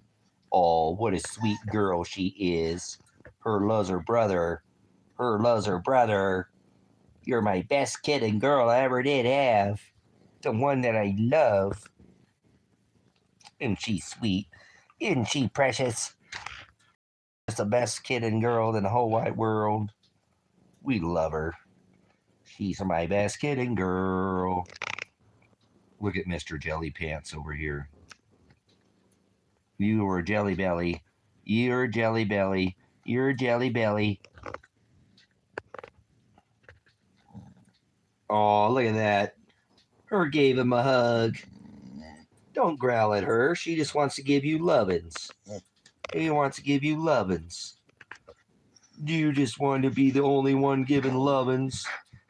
We love you, Mr. Bobo, too. We love you, too. Oh, there's a snuggle buddy. Oh, just getting all kinds of snuggles. Getting snuggles from all the kittens and the poppins all at the same time. That's the American dream right there, boys. Look at that. Oh, just giving her lovin's. Oh, what a cute girl sure is. What a cute girl. Come sit on the dad's lap. Yeah, keep your paws off of her. Be nice to her. Don't be a jellyfish. Don't be Jelly Belly. She's laying on Dad's lap. Hold on. Sorry, we're bouncing. Come here, my pretty little bee. Come here, my little bee. She's a good girl. We love her. She's been hanging in it. She's been coming in outside. So we have her actually, I have her lined up to go get fixed this month. So hopefully it'll be before her heat again. So we sure love her. Oh, I love my animals so much. I do. They love the dad. They do. Look at this. Sitting right here next to the dad. Wait for when he can get his love when she's all done. But she's a best girl. She is such an awesome kitten girl. She's almost 3.5 years old. Oh, girl. She's talking. I knew I was talking. My dad's talking about me. You're a good girl. You're my special kitten girl. You're the best pea that there ever did was. Show them your pretty little eyeballs. Show them those pretty little eyeballs. It's hard to see your eyeballs. They're kind of a greenish gold. A greenish gold. She's a pretty pea. She's all split down the middle. She's a half and half kitty pitty. She's a little chimera pea. My little chimera girl that I love. She's my girl. Oh, she's so precious. Look at her. She's purring for the dad. I love you. You're my best girl. She's falling asleep and purring at the same time. Oh, are you Dad's girl? Are you Dad's bee, my sweet bee, my lover, my little girl? No. She's special. She is. She's the best kitten. She's the best girl kitty I've ever had. So, all right, I'm going to take a pause for the cause. Give me a moment here. Momentary lapse of reason. What, sweetheart? Are you talking to Dad? Are you saying something? Hey, Mr. Attention Whore. What are you doing? What are you doing, Mr. Snuggle Bunny? Mr. Snuggle Bunny? Do you love your dad? Do you love the dad? Yes, he does the dad. He's dad's boy. Don't you ever kiss me. You lick your huevos.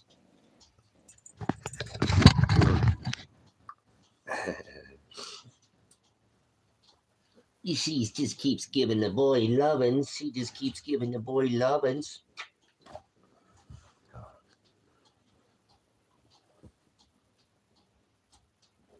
Thanks for coming in, Narrowway. Appreciate your time again, always. Appreciate time's extremely valuable. You know that. I take it from you, and you don't get it back when you spend it here. So hopefully it's time well spent.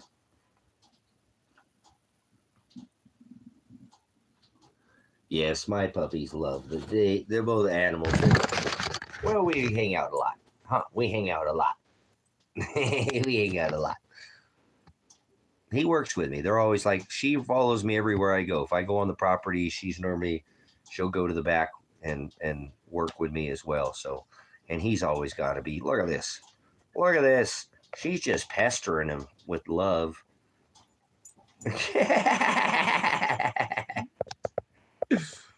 Oh, you're getting love. She loves Bobo. She loves Bobo. She loves Bobo. She loves Bobo. She's gonna give you lovins. I love it. It's awesome kitty. What good kids that I have. What good kids. What good kids. What good kids he is. Whoa, watch it. See over there and pester him. Look. Lay down right next to him. He's all pissed off. Would you stop growling at her? She is not doing anything to you. She is just trying to love on you. She loves you. She loves you. You're just a lovable puppy. Stop being a jellyfish. He's being jelly belly. Stop being a jellyfish. I love these kids. They're my kids. Okay, stop it, or you're going to have to get down off the couch. Don't be mean to my kitty. She cuts a lot of birds. She's a service animal, so you have to be nice to her. She does a good job out here. I don't have any mice, any rats, nothing. Be nice to my animal. Thank you. She's a freaking savage, guys. She does a good job. I don't have any mice, any rats, any birds. Don't you know? Stand no chance now. So, yep, I love my dog. Never cheated on me or lied to me. Most people lie and cheat and steal from me. No. He's never done any of the above. So, thank you, Father, for good animals, for good mules. We love our mules. We're going to put another log on the fire here. We're going to have to put us another shrimp on the Barbie. Let's put this bad boy on there.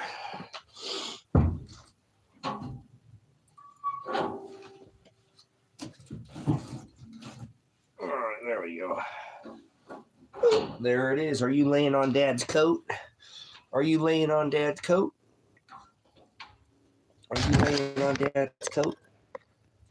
Are you laying on my coat? On my work coat? You're such a pretty girl. You're such a pretty bee. You're such a sweet pea. Yeah, she's my sweet pea. That's why I call her Sweet Pea. She's a Juniper. That's her name. Juniper girl. So we're going to go get her fixed this month after all these years because she just keeps coming in and out of heat. I don't want her to. That other cat kind of pesters her. Kevin's cat doesn't. Whatever. It's like, dude, I want something. Yep. Put and tame. So.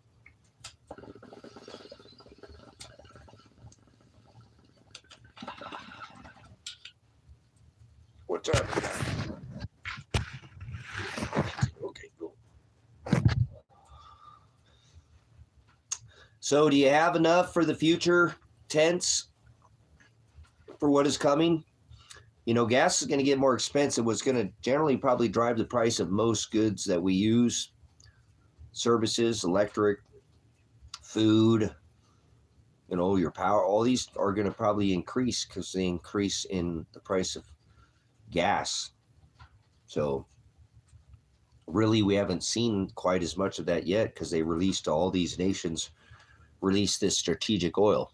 So are you ready for when this air pocket comes and the gas goes to $8 a gallon? How far can you travel on, $8 a gallon? How much is it going to be to fill up your rig, your vehicle, your truck, your car?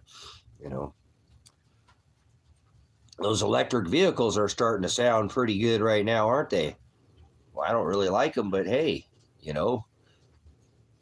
if you had a set of solar panels, you can charge it on your own house because you invested. You wouldn't have to pay the power because you bought solar panels.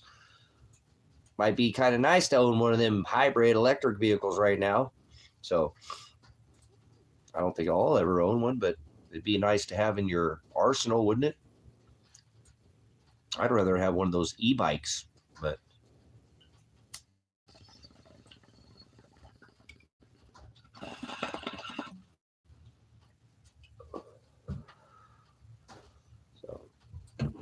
what's going on with you guys? What's happening with you? We're just hanging out here.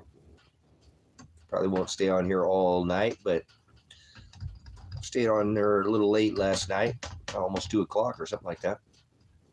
Everybody kept talking. So if I have a conversation with somebody, I will. I don't like to sit, I'll talk all day, but I don't like that. It's not my, sit there on my back, those bananas sitting in there, and oh my goodness. I think I'm catching a little something, guys, from the weather. Just the change in the weather. I've been taking vitamin C. I gotta figure out where my colloidal silver's at. Colloidal silver. I don't know if I have any left. I think I might have used it, but I know I have iodine, so that's normally what I take. That's what kicks it every single time. I bet you I've been like sick maybe twice in the last 10 years, and it's just from the change in the weather. So normally it's just a 1 or 2 day thing. Doesn't last very long. Now I remember when I used to smoke cigarettes, man, I would get sick for months on end. Woo, I don't miss that. I don't miss smoking cigarettes. Chooching on the meat cigarettes. All right, we're gonna do some of the herbs here. Some herbs for the back.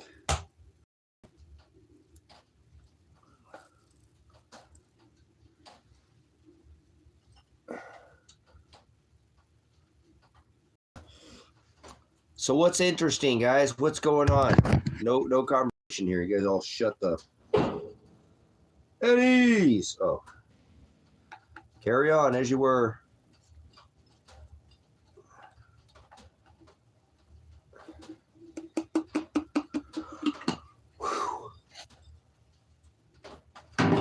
Oh my goodness. So I hope I didn't overdo it. I'll know when I get up tomorrow. I'm feeling it, but I think I may have stopped in time to be able to put in a work day tomorrow too. So not all day. I can't work all day. Heck no. I'm not 20 anymore. So, but I have to put this work in every day. Otherwise I'm going to get behind on this, and I have to have this. I have a meeting coming up in less than 2 weeks with the Planning Commission, and at that time I do believe I'll be able to get my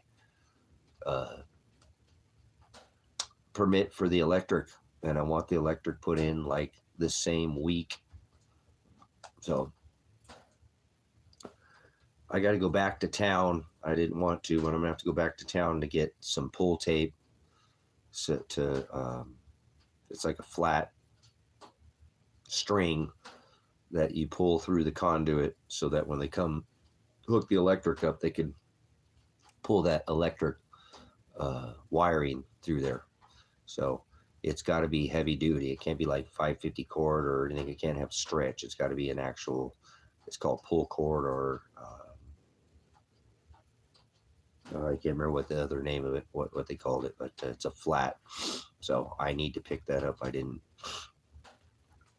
get that when I was in town. So trying to get all the last things that I need to get the power in. So I want to make sure that that's done almost immediately. And then I'll be working towards the septic. Then I have a lot of, like I said, it's a 150-foot line and to dig the pole about 4 foot down or whatever to put the power in. But septic is going to be 3 test holes, the septic tank, which is pretty good size, and then 2 potentially.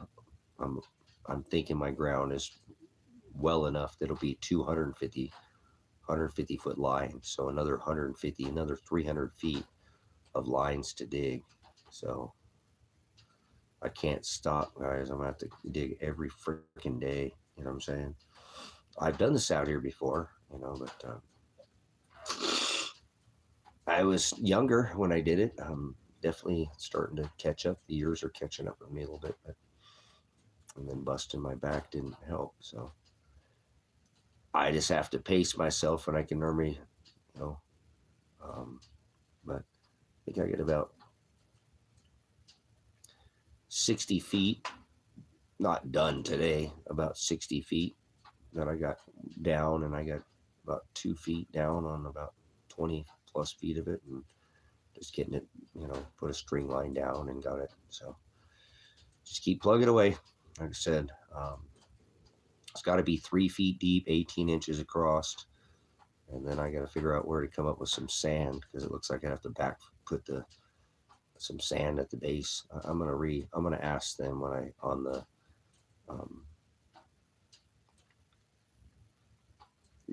looking through the coding, it looks like it might have some sand. I can get sand out here. There's sand out here. Try to get it ready. Like I said, I want that thing done. Power out here. That way if I wanted to, I could put a circuit out here and build a little tiny building and put a freeze dryer in it. Immediately, I wouldn't even have to put the house in, you know what I'm saying? To have that freeze dryer, I could put it in a little tiny shed or anything and run it, you know what I'm saying, and run it. I'd probably put it underground. That's how I'd run it. I'd dig a little cellar and put it under and run that thing below the ground, so it's temperature controlled, so to speak. And but we'll see. That's, like I said, we're going to get this get past this in this next hearing, and we're on, and we are one. At that point, we'll be 100% ready to go. So whether I'll have everything I need, I don't know, but I'm trying to get all that together now. Like I said, I'm trying to get everything I need now, so that there's no delay. Some people take weeks and months to put their, there are going to be a lot of people out here during the summer months installing power. This is that time of year. So I might have to get on a waiting list already. You know what I'm saying? So that's why I want to try to do these things as fast as I can, do them correctly, as fast as I can do them right, not cutting any corners. I want them done so that I can, I don't want to get caught in the middle of the summer where I say, well, you're going to have to wait towards the end of the summer to get an inspection or something and not be able to work in the better weather. So I'd rather actually get all my digging done before the, hot portion of the summer. So get into dog days, you can't work all day. Matter of fact, you work the first part of the day, you got to take time off during the day, you can dig a little bit, but then you got to wait to the end of the day. It just gets too hot. I don't have shade. It's in, I'm in direct, I have a tent, and I'd probably use that out here, but to do that. But these are the better times. I don't have to put a tent right now. It's actually kind of cool. It was cool out there today. Actually, I was wearing a sweatshirt and a coat and a beanie.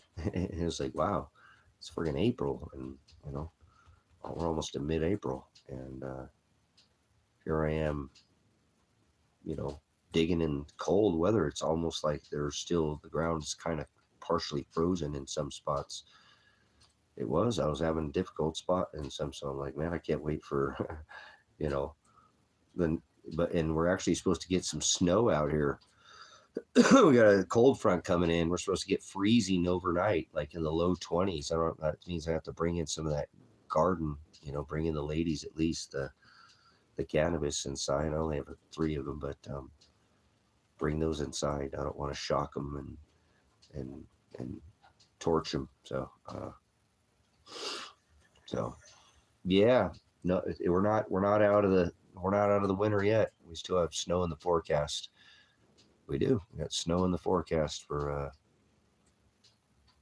this coming week. So, but I think once we get past this might be our last little hurrah for the winter. Not on the East Coast. I think they're still going to get punched a couple times over there. So.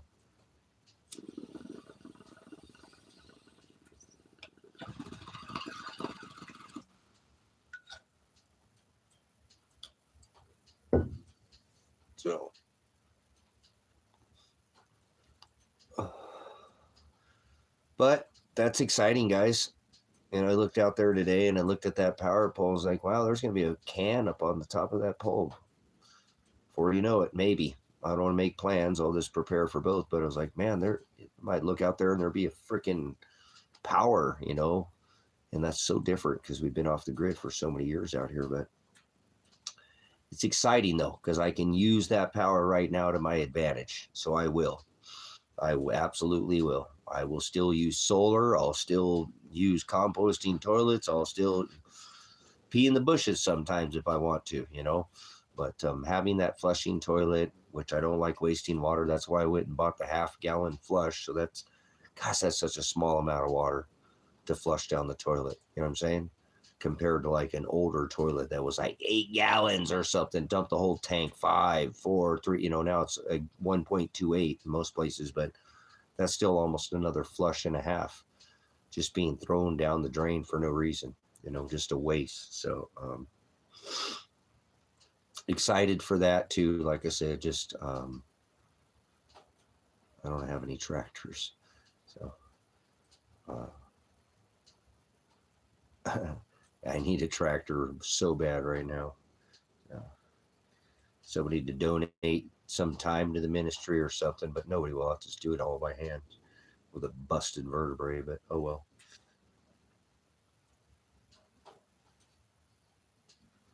Oh my goodness. So I hope I didn't overdo it because, man, I feel pretty sore. Farm dogs. We've raised, hybrid dingoes is something that I've done out here for the farms because it's a farming community. Working dogs is like better than having 10 guys. If it's the right dog, it is.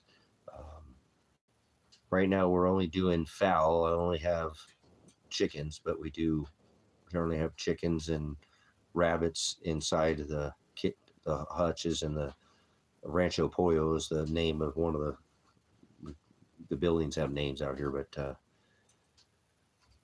sheep and goats, and I don't do hogs anymore because I don't eat pork. So I'm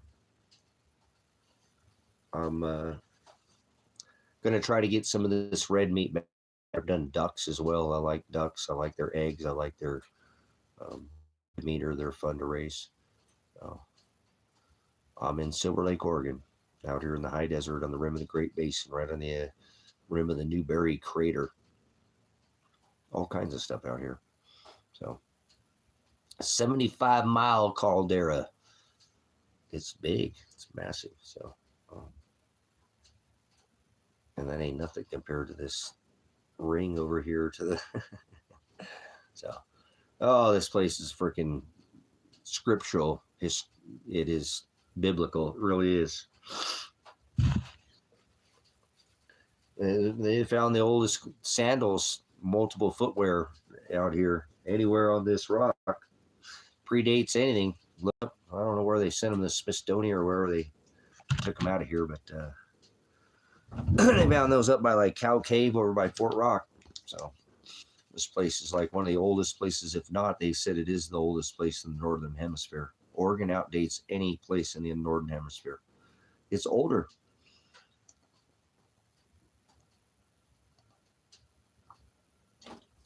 Man, that juice is good. I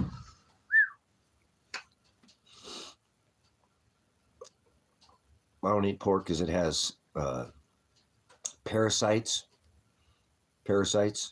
in it. Yep, that's what happens, dude. When they send this stuff to the Smithsonian, they just disappear everything. It's like, yeah, you used to could. Well, what? Huh? Dude understands. So, dude from Reno, Nevada. Oh my goodness, man, I think I might have overdone it. So, I don't eat pork because it has parasites and it's a low energy.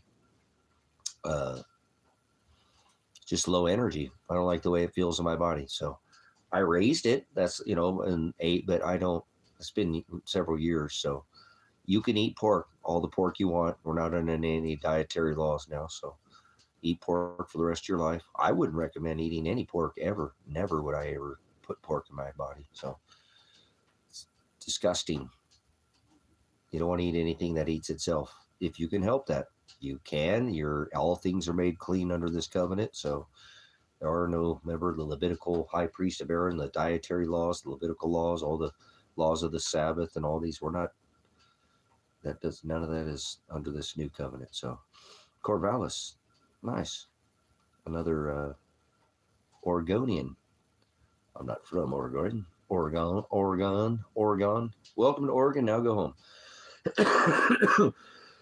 But I've all been in all 50 states, but I do live in the high desert out here in Silver Lake, higher than Hippie over Eugene in a helicopter. Get it? Oh. Or maybe a B-2 bomber over Iran. So while we're here in the desert, I love it over there on that I-5 corridor, but it's just too many people, too wet, and it kind of messes with my back. And yeah, just too many. Remember, 70% of the populace lives on the west side of the I-5 corridor, or 30% lives on the east side, but the fastest is growing on the east side now. East side! No, I don't do east side. Remember, I'm left out. West side! Over there in what is that, Lynn County? Corvallis is Lynn County, I believe.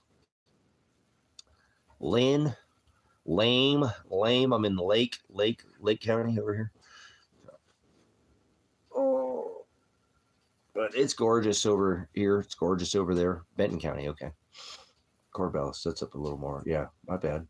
Lynn is a little bit, but yeah, it's up there. Corvallis, Brownsville on the other side, Albany, up a little bit. Yeah, so what was I thinking? Up a little more north. So I was still hanging down there by Lane County. So, all right, Carl asks, we got, anybody want to take a guess on the egg count? Yesterday was 10. And we water glassed 80 plus eggs. Do you see the water glass eggs that we water glassed? Man, they turned out good this time. So make sure you have the right tool for the job. I don't have a tractor. Somebody asked about a tractor. I don't know a tractor.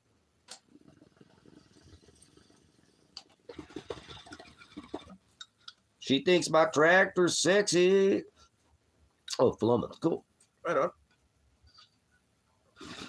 No, there's too many people over there on that side of the I-5. No, the ones that I water glassed, yeah.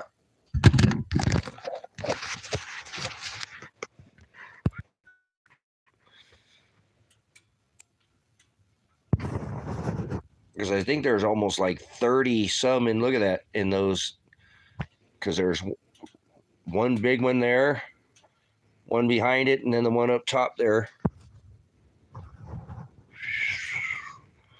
Freaking rights, boys.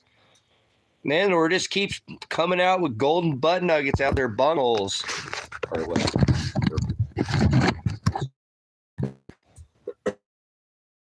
What's going on here? So, thank you, Father, for the abundance of good golden butt nuggets. So, Sabrina says 13. 13, anybody 13 now? 13, anybody one? All in? all done. We had 10. Sometimes we get 10 and a half. Well, what do you mean a half? We got a little small egg, remember? We never, not a fairy egg, but we did get a small egg the other day. I ate it today. I had 6 eggs for breakfast today. Breakfast with some queso. I kind of did a half scramble on it. Eat it lots of different ways, but scrambled it in the pan as I cooked it. I don't normally do it that way. So it's a little different way to do it, right? A little bit of whites, a little bit of yolks, a little bit of mix with some cheese. It was good. So, I mean, there's only so many recipes you can make eggs with, right? I mean, you can use a lot of eggs to cook with, but eggs themselves. So anybody got any good egg recipes for me? Throw your egg recipe on me. I mean, I make them obviously every way you can make them. I do, pretty much. Maybe you got something different for me. Throw one at me there, Breaker19.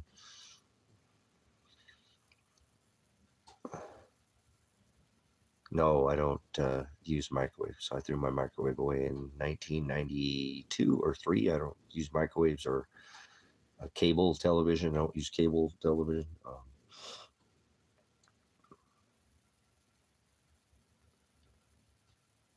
What else did I do in the 90s? A lot of things I quit doing in the 90s. Seriously. Man, I'm getting old. Damn! But thank you for your for anything I asked. Don't tell me no. And yeah, well, no, so yeah, I make deviled eggs. I like to make them deviled. I like to hard boil them. Just straight up hard boiled are awesome with the Himalayan pink salt and pepper. Yeah, no, I've been a cook. I hate the microwave. I always try to tell every place that I'm not going to ever use that microwave. I'm not going to make that mistake, but it happens. It's there. I've done it, but in a pinch. I've worked on the line. I've been a line cook, so, more than several. I used to work for Hobby at Cinco de Mayo. It's like having 4 full-time line cooks before the COVID over there to have that place. It's packed. So, and my attorney came over from Lane County, right? Lane County, over there, that place to get packed over there too. And he's like, on Wednesday? It's like, how do you guys can you have any room for any more people? I'm like, we're not that busy. He's like, they're normally lying out the door. So, love that. That's what we like about being a line cook. We like getting smashed, getting crushed. Go home. I'll take it. I got it. It's just that it's Cosmos. It's the Cosmos. Cosmos is an orderly arrangements, and you'd know that if you've done line cook. You have to have everything out there exactly, perfectly timed, and especially when you got to run the whole damn show. I like to go work at a place where I prep everything that I cook too. I don't mind having prep cooks or being a prep cook, but I generally like to prep anything that I put out on a line that I'm going to serve myself. So something about it. Some people don't. They don't like it at all. They just want to go cook.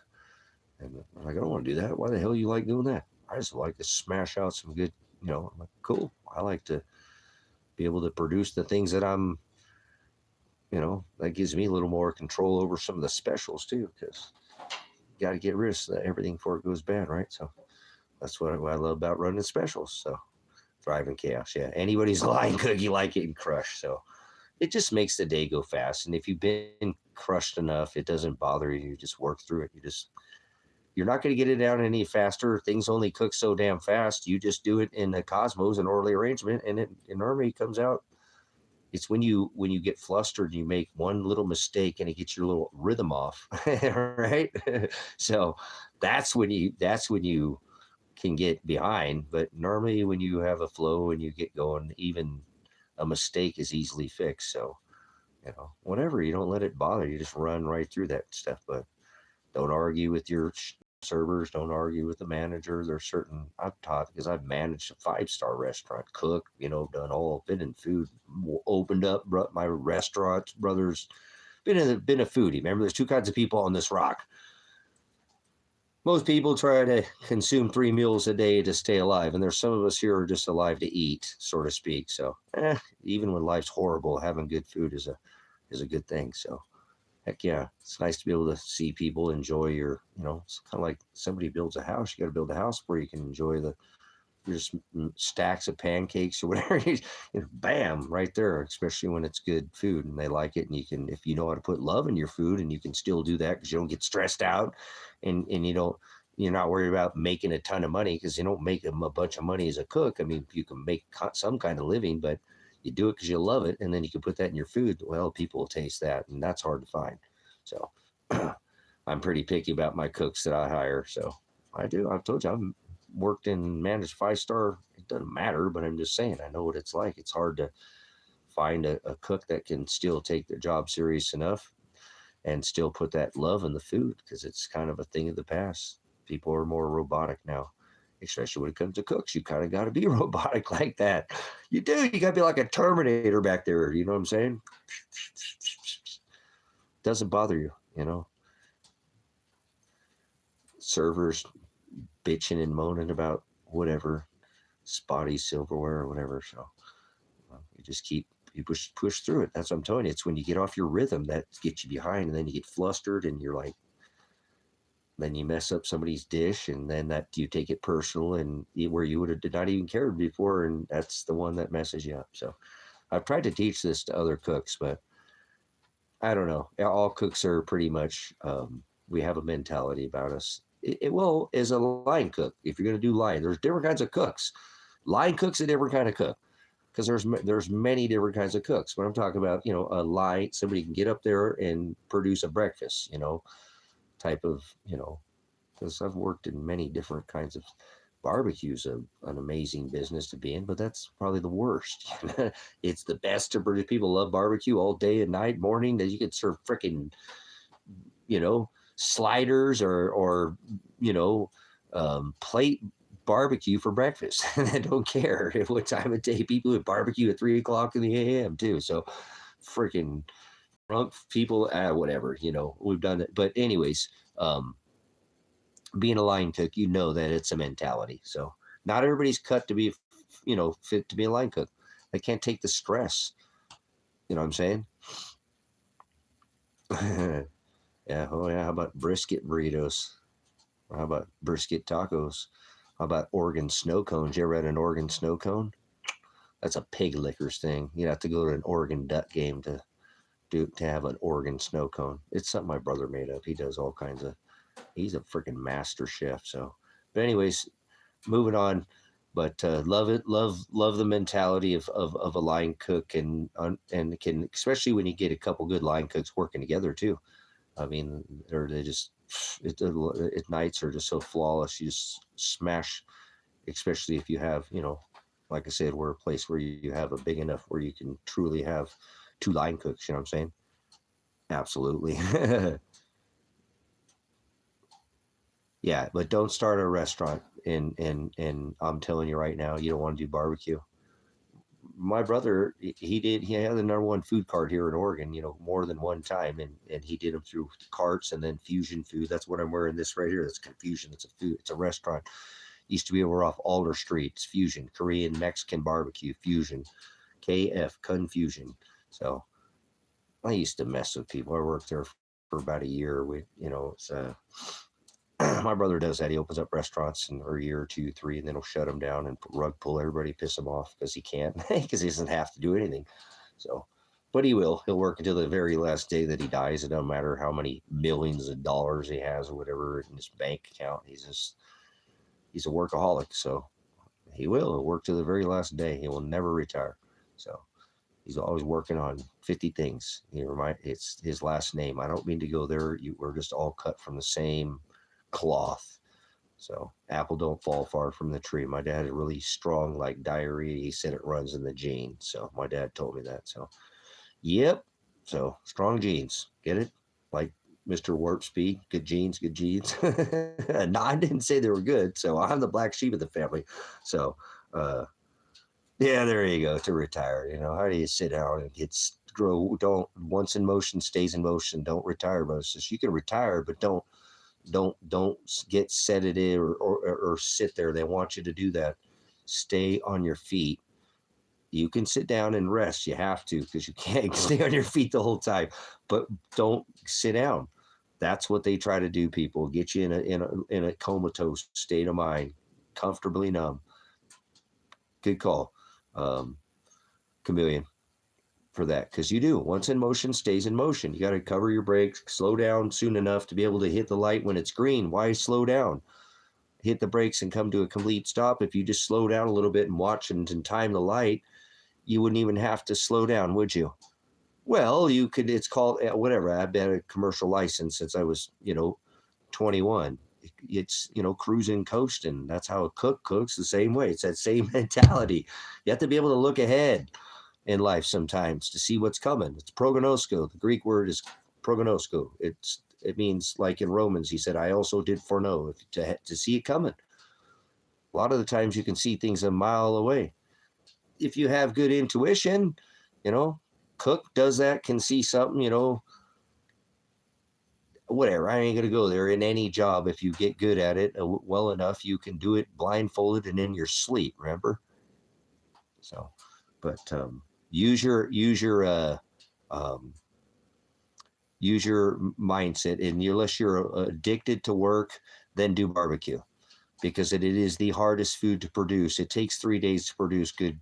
My brother did competition here in Oregon. Truly, I mean, he don't live in the state anymore, but he moved back to the Carolinas where my uncle's at. I don't think he's alive anymore, but like I said, it's a 3-day event.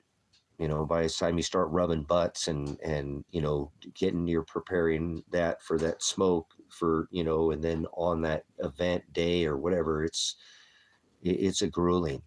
Now it is rewarding because people love barbecue. They just drool over it, man. And if you have good food, it don't matter. You could do mediocre food if it's in a place and it's new. It's how do you market it? So what's your presentation? Like I said, I've been in the food industry for a long time. So I probably eventually, if somebody opened up a food place out here right now, they'd knock it out of the park. We need more food out here in this valley.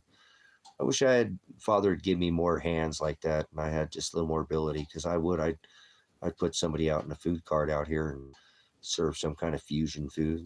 This little town could use a fusion restaurant. So I already know what I would do, so I ain't afraid to give it to anybody. I may have been done. I've just never seen it. I do a Mexican fusion with Hawaiian. Call it Ola Aloha, grill, Mexican, barbecue, Hawaiian fusion. So I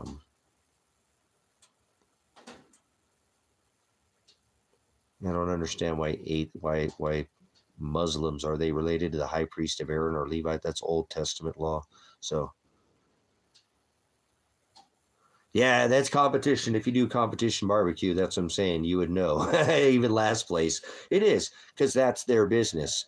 My brother, when he did competition barbecue, he shut his business down and stuff, and what I'm saying, and just did competition, straight competition. So, well, people want fusion now. They do. And it's cool because you can take and cross culture these things and create some pretty badass. That's what my brother did. He created just some of those, whatever.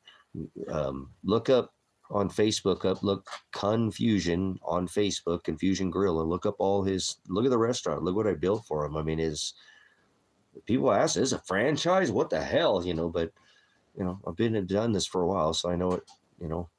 I got to play with the colors and the paint and all the, my brother hired designers to design his own characters, and he normally tattoos every one of his business on his body somewhere. He's got sleeves, both of him. He's got more tattoos than me. So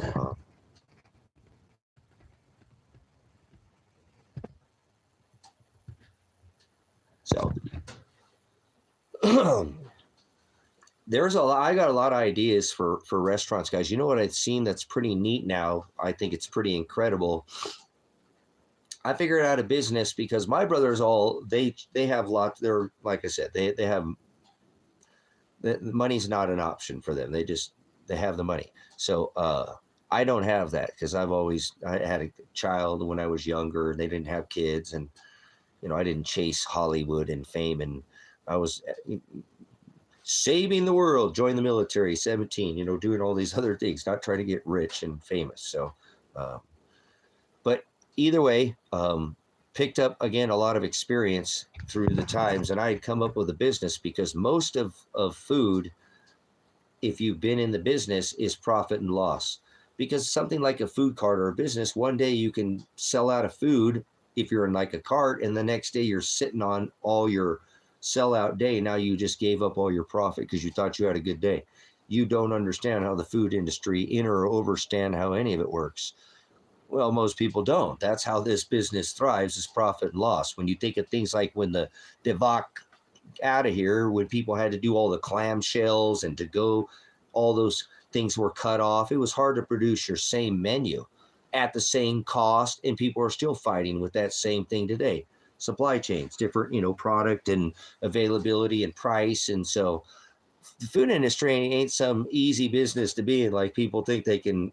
And I'm not saying if you keep it simple. That's kind of how I tried to, that's what I, with my brother, we had 9 items on the it was off Alder Street right at the University of Oregon, and keeping it at single items, most of them very large portions, and some of them in to-go boxes, whether you liked it or not, because we didn't want you sitting there and taking up space using the Wi-Fi. Get the flock out of here and go eat it somewhere else. We got to line out the door, move on.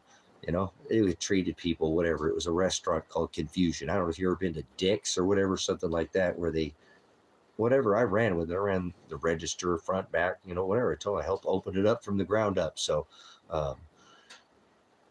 if you had a restaurant now, though, profit and loss is everything.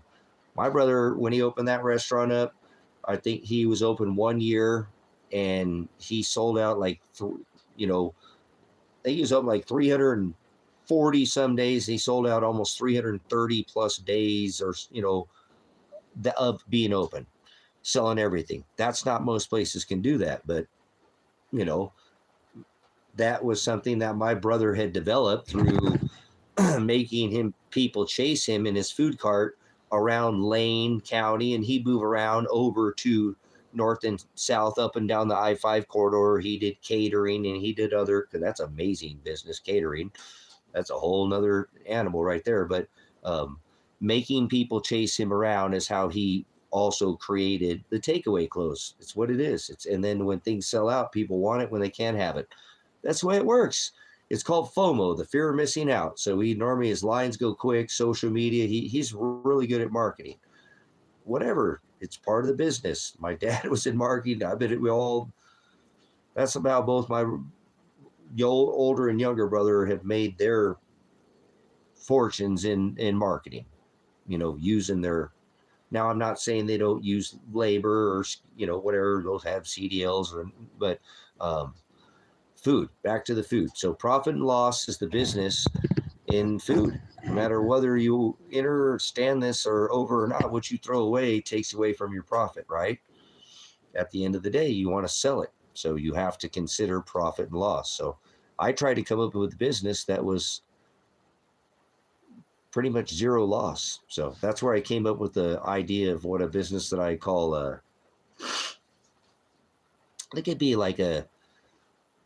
think it could be like a place almost like an Applebee's, even though I'm not saying Applebee's, but that large of an establishment, if you wanted to try to do something like this, because a lot of it's presentation, how you present it, the paper, the baskets or whatever. And then, the experience, kind of like an Applebee's has got stuff on the walls, or I kind of like that eclectic kind of a, different things to look at while you're eating. So there's other restaurants that do that. Cracker Barrel kind of has some of that older, but moving on, you want to come up with a restaurant where you cut your loss out. So I came up with a restaurant that I called Appetizers, where basically, in a nutshell, you don't serve like whole plates of food. You only serve that smaller appetizer. And what I was coming up with was a business where you pretty much only sold. My brothers always told me it was stupid, and that was okay. I didn't listen to them because they were just had their one side. I just like, hearing that they didn't like it. It charged me even more. Well, appetizers, everything was pretty much deep fried. They're like, nobody's going to want a business where everything's deep fried. Most people are like trying to get healthy, and well, yeah, for every 2 people that want to get healthy, there's 8 people out of 10 that don't give a rat's. They just want to eat it. They don't care, ratatouille, baby. They don't care. They want good food, and they don't care what it does to their health. So now, just running this back at you, I don't know where we got cut off on our chat. What happened? You guys just quit talking. You bored to death on the food? That's all right. I don't care. Jimmy Crackcord. So I came up with this business again where you can cut out, because basically if everything's deep fried, then you can get almost everything purchased at frozen. So you're not serving anything that's hasn't been frozen. And when you have more frozen or a majority of frozen items, they don't get thrown away. So, and your sauces generally last for a considerably amount of time. So what's crazy about the business from the time, because this is something I came up with probably 20 years ago, guys. I mean, I really think it's something that could prosper. You could take and now use something like a tortilla, which stays now, because tortillas last forever, and you're going to use them up pretty quickly, or like cabbage instead of lettuce, because cabbage can last for 2-3 days in a cooler, like a prep cooler, and you probably get rid of that bag of cabbage, right? From, so you'd really have very little loss. You'd be throwing away very little.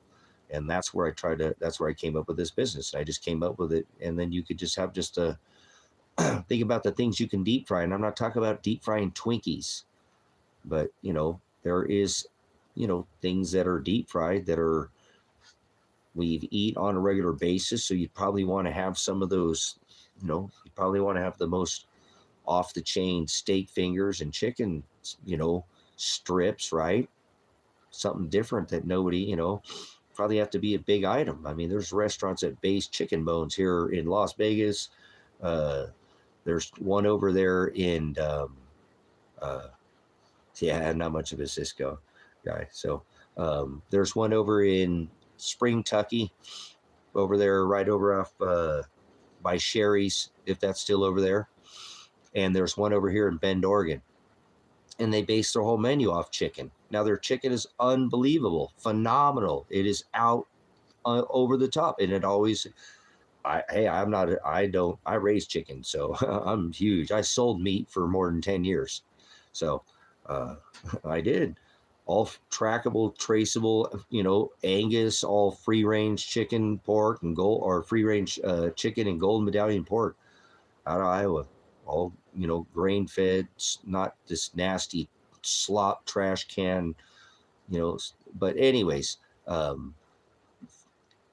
a business, brothers and sisters, that I was saying that somebody could be successful, I think where I'm going to go with this, I'll probably move on in the conversation, is that they have these air fryers now, and you wouldn't need to use the grease anymore. And I've been hearing, and I have never used one, I probably will get one now that I'm going to, put this property on the grid, is that I heard it speeds up the cooking time. Now, I've never used an air fryer. I'm off the grid. I don't, I use propane, period, pretty much. I could light a fire out there. I got fire, pit or whatever, and I got a flat grill or whatever, but,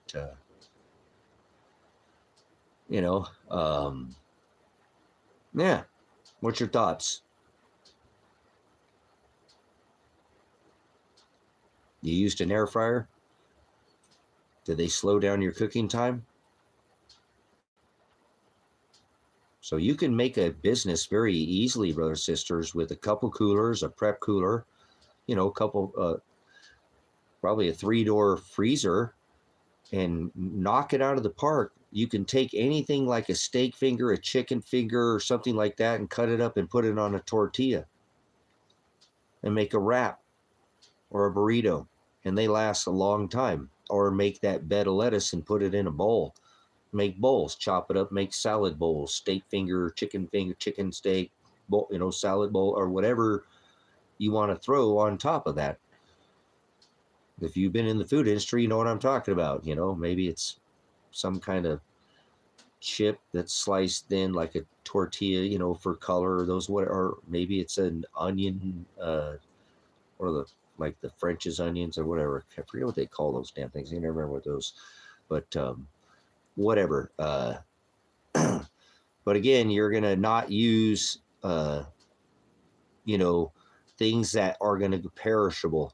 although they are perishable, if you pulled from a freezer and you didn't, now I think it's Reno, dude's from the guy who's been in the food industry. If something doesn't work, you know what I'm saying? Then you get rid of it. You're not going to sell, you don't sell it. You've been in the food industry. You know, you got stuff sitting in the inventory you got to make specials out of, right? That's how us good cooks. That's why anybody likes to hire somebody like me, because there ain't no waste in the back. That stuff's already being pre-planned. Hey, you guys, there's about a week out. Let's start thinking about making, right? With this, everybody in agreement? I mean, it's here, right? Because we know we got an order coming in, or if you ever work with other cooks, you know, managers love that, owners love that. Like, dude, I never had anybody do that before. Yeah, dude, they'll run a special on it and we'll charge a little more. Hey, they'll think they're getting a better deal. Something different, right? Charge a little more. We'll get rid of the things that are not outdated in any way, shape, or form just before they go outdated, right? Use it or lose it. Thank you, Ryan. So, see what I'm saying? So, here's my point is if you find something that doesn't work, you just take it off your menu. You know what I'm saying? It's not like you're sitting on something, you have steak fingers, you're always going to sell steak fingers, right? You are. You're always going to sell chicken strips, right? You're always going to sell mushrooms, you know, fried mushrooms, or just certain things that you're going to have a base that I would have because people want those. And that's you, but what you do with those, now, you put those fried mushrooms over a salad, you know, and chop, you know, or, you know, different things to create wraps and things like that where you're not going to really lose anything. And then your dipping sauces last for quite some time. So you can bring in specials. Hey, look at these. Look at this bag of this. What do you think? What do you think, Reno? What should we pick this up? This is some weird. Look at this Thai chicken, you know, pad Thai chicken finger wraps. What if they're good? We'll do some peanut sauce, chopped up peanuts. Peanuts last for a long time, right? We get peanut butter. We'll make some peanut sauce. Yeah, let's grab those. That sounds good. We'll chop up, make some peanut salad, peanut tacos, fusion. You know, put some chutney with some Hawaiian, you know, chutney in there, or whatever, salsa. You know, so you're going to have very little loss, guys. That's how you beat this industry. But if you've never worked in the food industry where people don't show up one day, business is slow. You can have a good business. Sometimes business doesn't always, and then the next day you're getting crushed. So you're like, man, I wish I had twice as much inventory. So sometimes you think, oh, I'm going to bring a little more inventory and nobody shows up, you know, or man, I'm not going to bring so much and more people show up. It's a crazy business. Most people never even fought the whole, you know, they just sit down and eat. Think it all just comes to them like nothing. So kind of like they think the server just sits there and serves food. They don't realize that these servers, you know, they have a lot of prep work. Now, although they don't cook, some rolled napkins and do, you know, marrying salt shakers and filling up, you know, and cleaning and not just putting slop on your table for you, you know. So I like I love serving tables. It truly is one of my favorite jobs that I've ever done. I don't care what, I don't do it for money. You can make decent ways out of it, but everybody always talks me into being a manager or, you know, or a cook because they, you know, and I always want to serve. But either way, I try to get my whatever crew to, you know, managers get along with. This is why you need to get along with your cooks, and the cooks need to get along with the servers. And even though it seems like there's always, it doesn't have to be that way. There's certain things you can do, and you're not going to make everybody happy, but there are certain things you can do to prevent that, you know, with the profit and loss. A lot of businesses are stressed out about, you know, like a bad plate. Something happens, a bitch can, you know, you can't make everybody happy. You can serve everything. If dude has been a cook or Reno, whatever, the name doesn't matter, they would know you could serve everything exactly because you don't change in a restaurant. That's what you don't do, is you always serve it. It's called portion control. Exactly the same every time. You don't give favors. People are coming to have the same dish. You need to serve the same. I get on all by as a manager. Look, what the hell was that? Well, I know them. I don't give a shit. You apologize. You serve it shown on the menu. If they want to pay more, I want to see it on there. But you don't serve that out of somebody sees that. That's how they want that. Portion control is massive. They like profit and loss. It is everything. You have to have portion control. So, or you lose it, man. I'm telling you guys, that's where you get, like I said, that cooks and you get all these fights and stuff between servers and cooks and but portion control is everything. So if you've never been in the food industry, you have to keep that to like 100% standard. And never, I'm telling you, if you have to break out, well, you want me to get out the damn scales? No, okay, well then please. We're all adults here, right? You know what we serve. This is the portion. This is what it looks like. It's going to go out like that every time. You go to McDonald's in New York and get a Big Mac, it tastes like a Big Mac. You go to McDonald's in Reno, it tastes like one there in Nevada. You go to one and get it right. That's the kind of portion control that I try to teach them. I'm not talking about disgusting Big Macs, eat your kids or whatever, but whatever special sauce they got for you. But but very important. But the other thing is I really try to teach this too, that the servers need to get along. And because a lot of managers and owners are stressed out about cost and profit and loss, they don't know how to run a tight ship. Sometimes a server screws up, doesn't write it down properly. Sometimes a cook doesn't get it right. It doesn't get time right. And then if I can get this final thing and we can move on to a different conversation, Reno, seriously, you can serve everything right, brothers and sisters. There's two people that come in sometimes if you have a normal day. Some people just trying to scam you. It's just the system. People are always going to, and there's some people, no matter how perfect you get it and you make it exactly, they're still going to bitch. Can you testify to that? Then we'll move on to another subject or something. I might bounce off here. I don't want to bore you guys to death here, but doesn't matter. There's always going to be somebody who's not happy. They get it 100% perfect. They're still going to gripe. And it might be that person that's trying to get something for free. That happens. So kind of like I told you. If you've been in the industry, it happens. And people know that. So a lot of scammers out there. So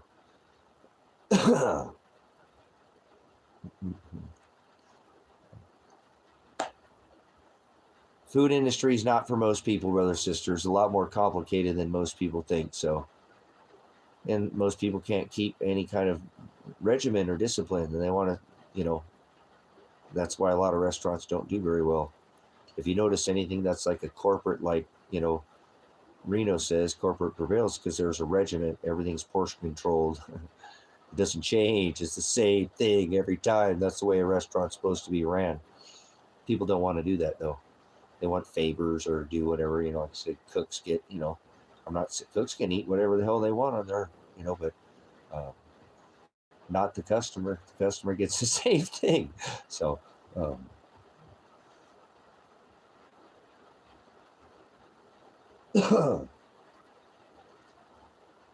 but definitely, like I said, it's a fun business to be in because it's food, man. Who doesn't like to eat? So it's coming. I hope you have your own supply chain. Well, look at that. We're down to 0 people. We must be lagging out or something here. What are you doing, girl? Are we lagging out, guys? I think we might have lagged out. Sometimes. Somebody hit the lag switch on us. Lagged out. Lag out. Like playing a game of Call of Duty or something, huh? All right, guys. Well, let's wrap her up then. It seems I've hit a dead spot here. So thanks for your time. Appreciate your good conversation with Brian and dude from Reno here from Oregon. Good conversation. I hate this country, but I love this state. A lot of things I don't like about it, but I surely do. Please look into this Peace Bill 28. I think it's IP 28, not like an IPA, like a drink. It's about hunting and farming. If anybody's hearing me, Sabrina, you hear me? 5x5. Please look into this bill. I mean, this could happen here, guys. It could happen in other countries who are trying to attack the food. And if they did that here, I think they'd have the opposite effect. Cool. What's your thoughts, Rena? Are you in on that? you know, this IP28. It's so crazy. Everybody gets the vote over there. You know what I'm saying? Clackamas and all that, Lynn, all that. The votes are all over there, but all the farming is over here on this side, and trapping, and you know, and they're trying to um, shut all this off in Oregon and make it illegal to you can't. You'd have to raise an animal until it died until you could eat it. You can't, you know, like pest control. It would affect a lot of things, and it could happen. Stranger things that happen. We're in a flipping police state, the whole country, not just this state. We got Mr. Warp Speed in there. He loves the police, remember? So, Mr. I'm going to put the crack down on everybody, go police the whole world, remember? So, but I don't know what your thoughts on it. Yeah. Yeah, you're welcome if you come over here. You know, I got cabins and stuff and put you up for a time, or, you know, like I said, you're not far, so let me know. This largest dark sky sanctuary, the lights out here are unbelievable if it's a good clear night, and some nights they're just unfathomable. They're just so bright, and there's just certain nights that just doesn't matter how many times you see the stars, they just, man, it's unbelievable. Just too many stars. They just billions of stars. You can't even see the constellations out here sometimes. So, and there's all this stuff to do over here. If you're in Oregon, you know that Bend is just full of the Cascade Lakes. Paulina, we're not that far from, you know, right down this crater down there. There's all the sand dunes over here. Black Hills, crack in the ground is a freaking off the wall. That's awesome, especially on the hot days. Come over here on the hot days and go do crack in the ground when it's, you know, 90 or something up on the surface. It's dry over here, so it's nice, you know, dry climate. And then you go down into that, you know, 35, 8 degree, 30, 40 degree freaking crack in the ground. It feels like going into a freaking morgue, man. So it's so nice. You can literally feel it when you're walking in and out of that. The natives use this whole system out here. All these, like I said, this place is, there's so much hidden information about this. Oregon is the oldest place in the Northern Hemisphere. Although I'm not from Oregon, I'm not an Oregonian. I've been to all 50 states, and I could and have. Now I can't leave the state, but that is what it is. For now, it's all right. Life ain't Burger King. Can't have it your way all the time. So, remember? So, but yeah, there's so much to do over here. It's there's outdoors. There's, you know, in the winter months, this place is not like being over on the other side of the mountain where it gets a little dark and dreary. Okay, so you're an Oregonian. True Oregonian? Are you an Oregonian?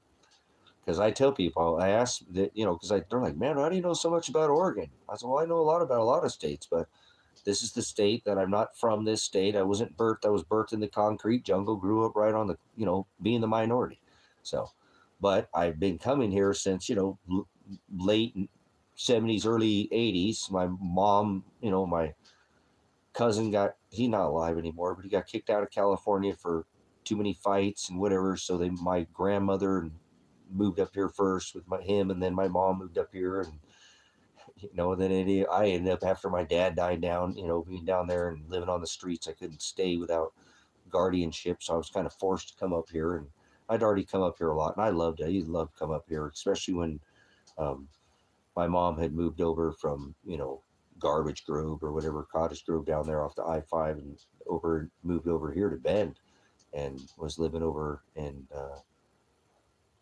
Bend, and I loved it. I came and actually moved up living from my dad with my mom. They weren't together, you know, but anyways, I've always fallen in love with this place. Just something about the Four Seasons. I'd never seen that.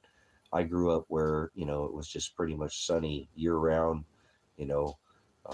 The Mojave Desert, a little bit different kind of, you know, we didn't get the seasons. I came up here, man, I loved it. I loved the rain, you know, especially that side of the I-5 corridor, you know, the dark. Back then it was like Washington kind of winters, you know. It was a lot of dark, dreary days, but it's so beautiful. All the different, you know, whatever. It's a trade-off. Look what's over there. They call like the Willamette Valley the Valley of Sickness and the Valley of Death because all the mold spores and pollen and all the different. It's just a extremely wet climate. But again, unique. Oregon is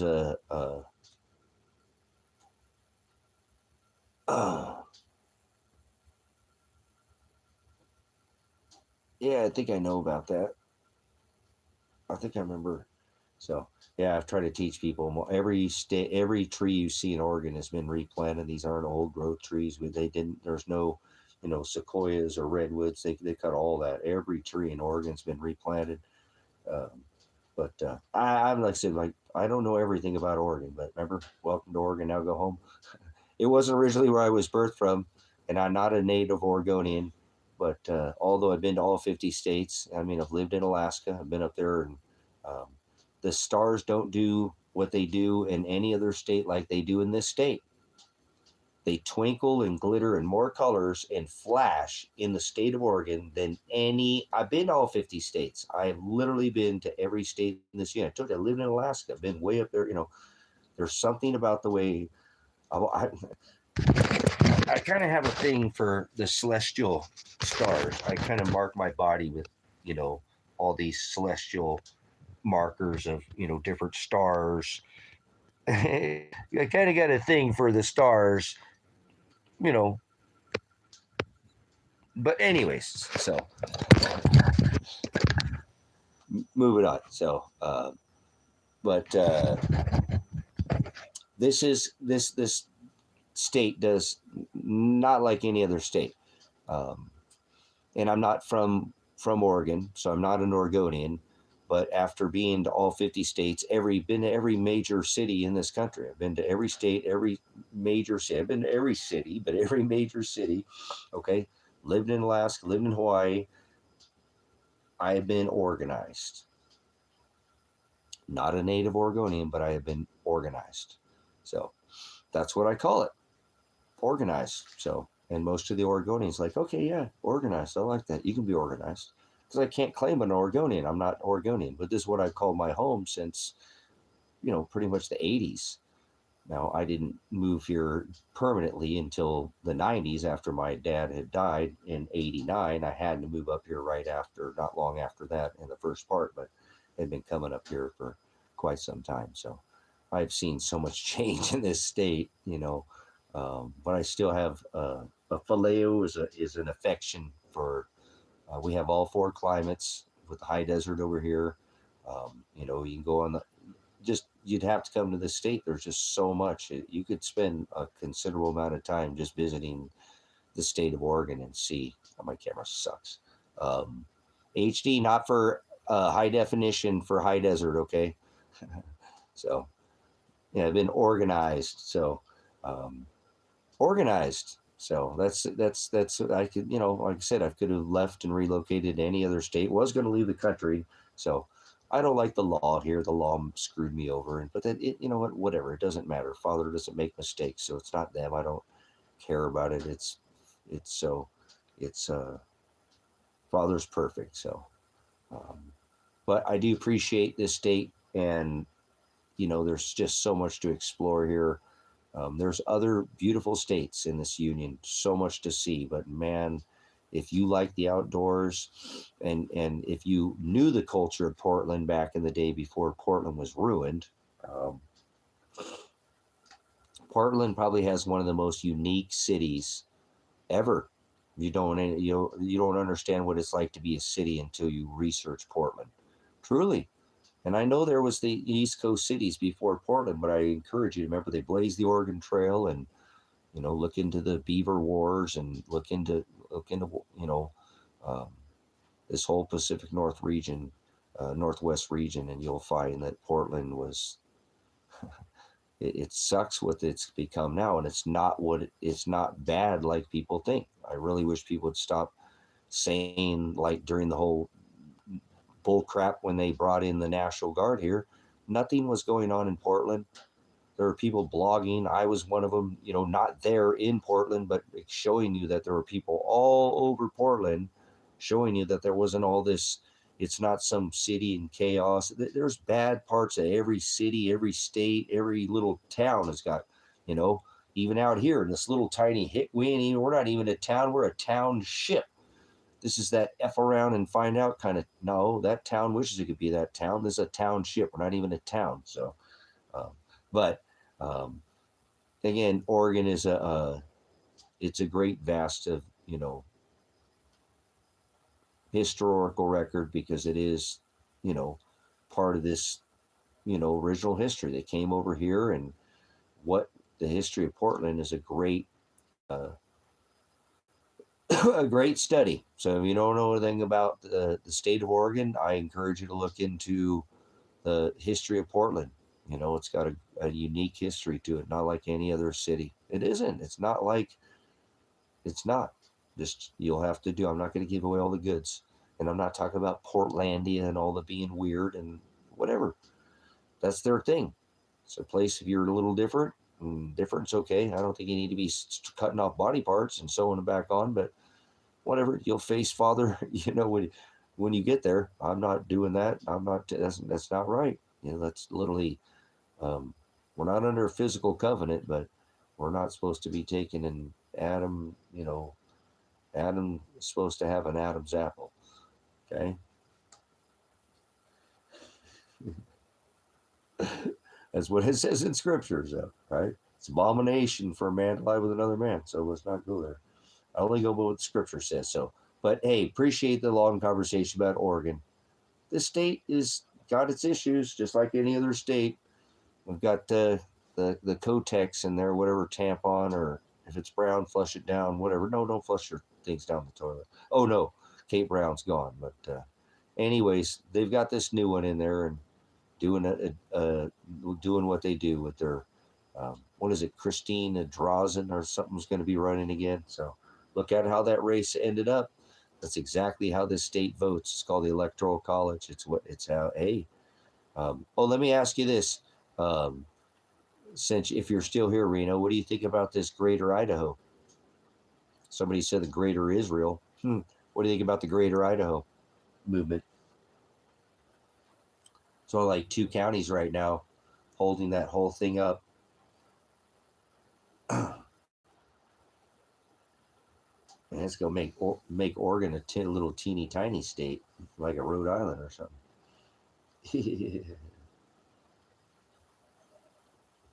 Yeah, my eyes hurt. This cat keeps getting, I know what it is. She keeps getting hair in my freaking eyes.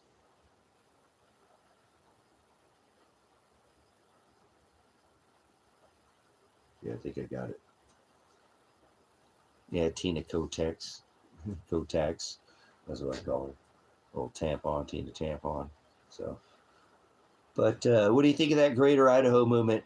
It's gaining a lot of ground over here because a lot of the majority of our, you know, more, you know, like the farmers and not that liberal, you know, side of the I-5 corridor over there. Eugene and Corvallis and Albany and, you know, Oregon City, all of Portland, all that all up in that grill.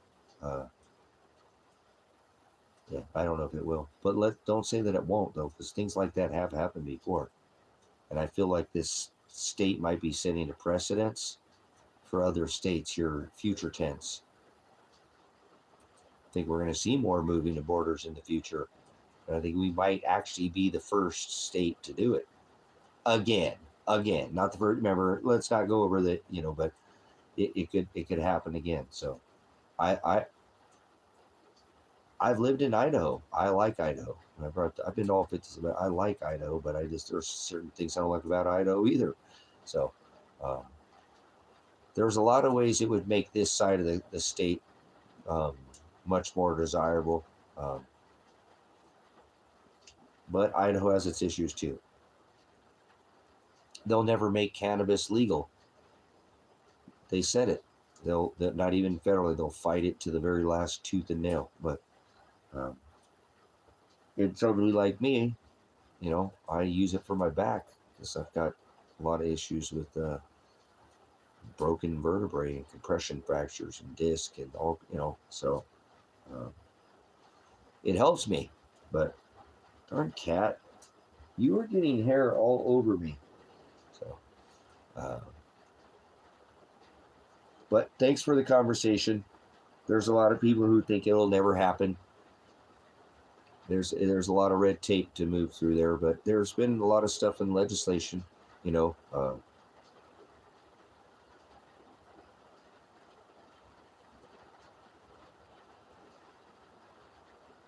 Yeah, so Idaho's got its issues, but there's a lot of neat things about Idaho too. And Idaho's pretty. There's some really pretty up north and Coeur d'Alene and all that.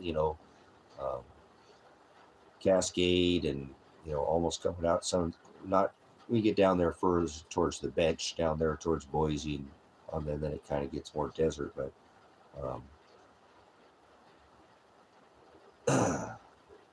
so yeah, we'll see.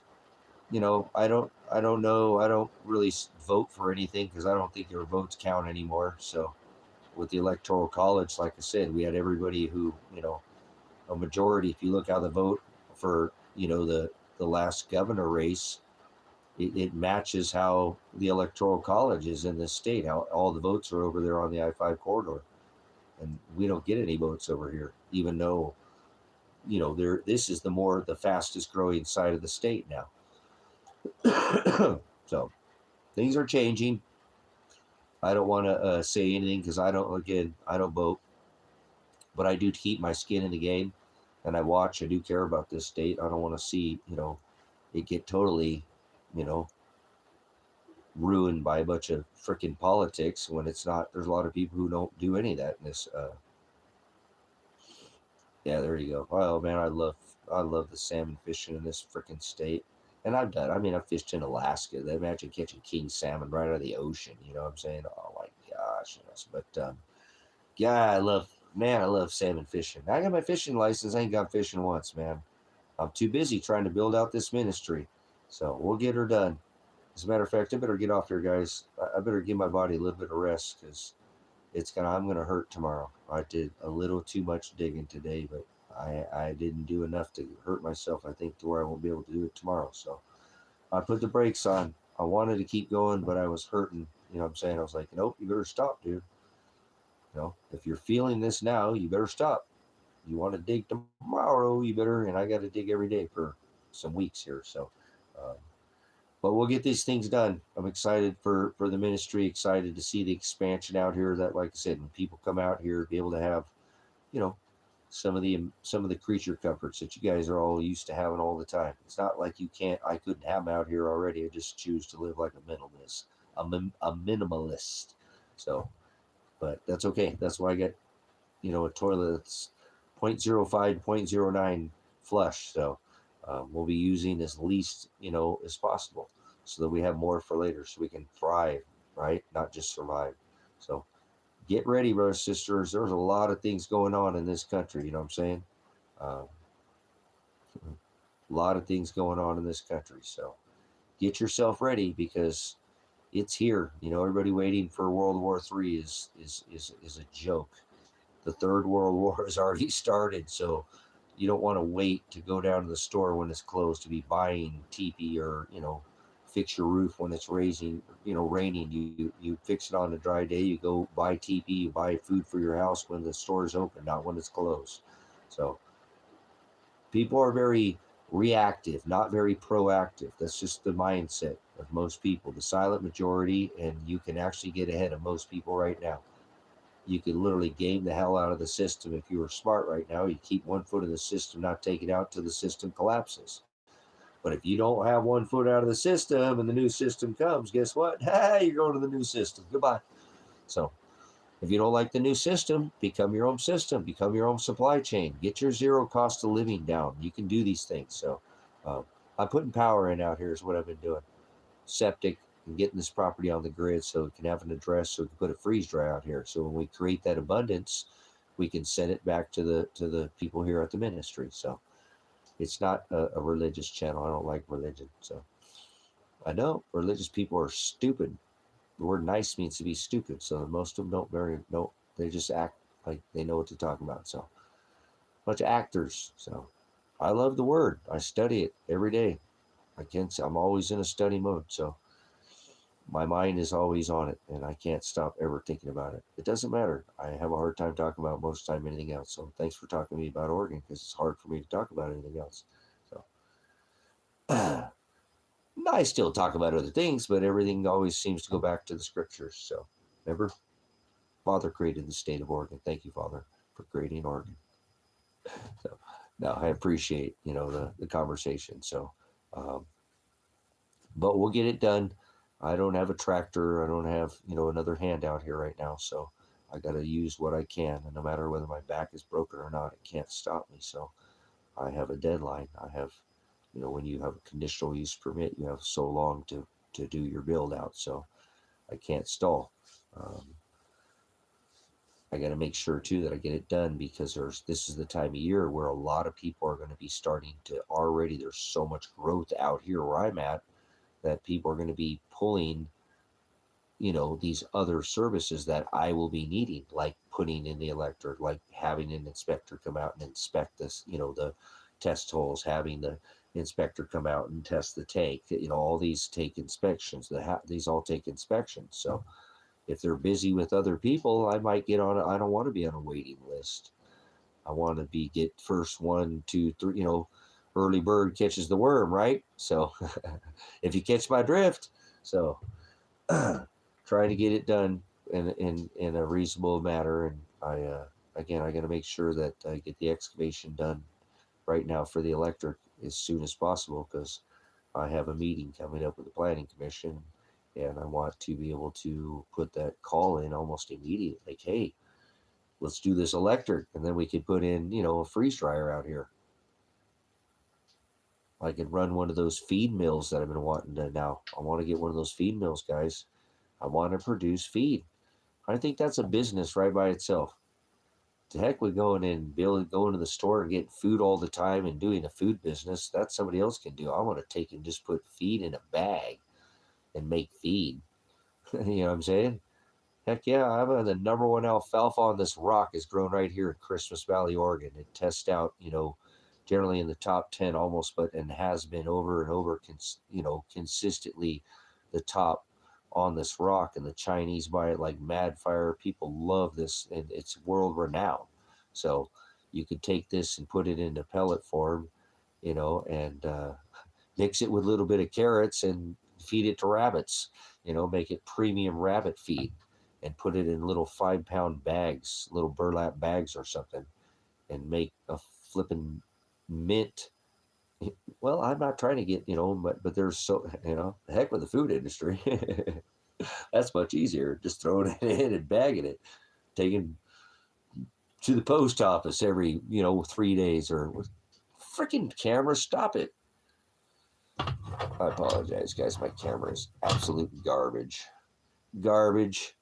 So it's 4G camera, so not 5G is a weapon. So, but either way, appreciate you guys this time. If you want to, again, if you're ever in the area, you want to come out here and visit, there's so much to see out here. It's a very outdoorsy place.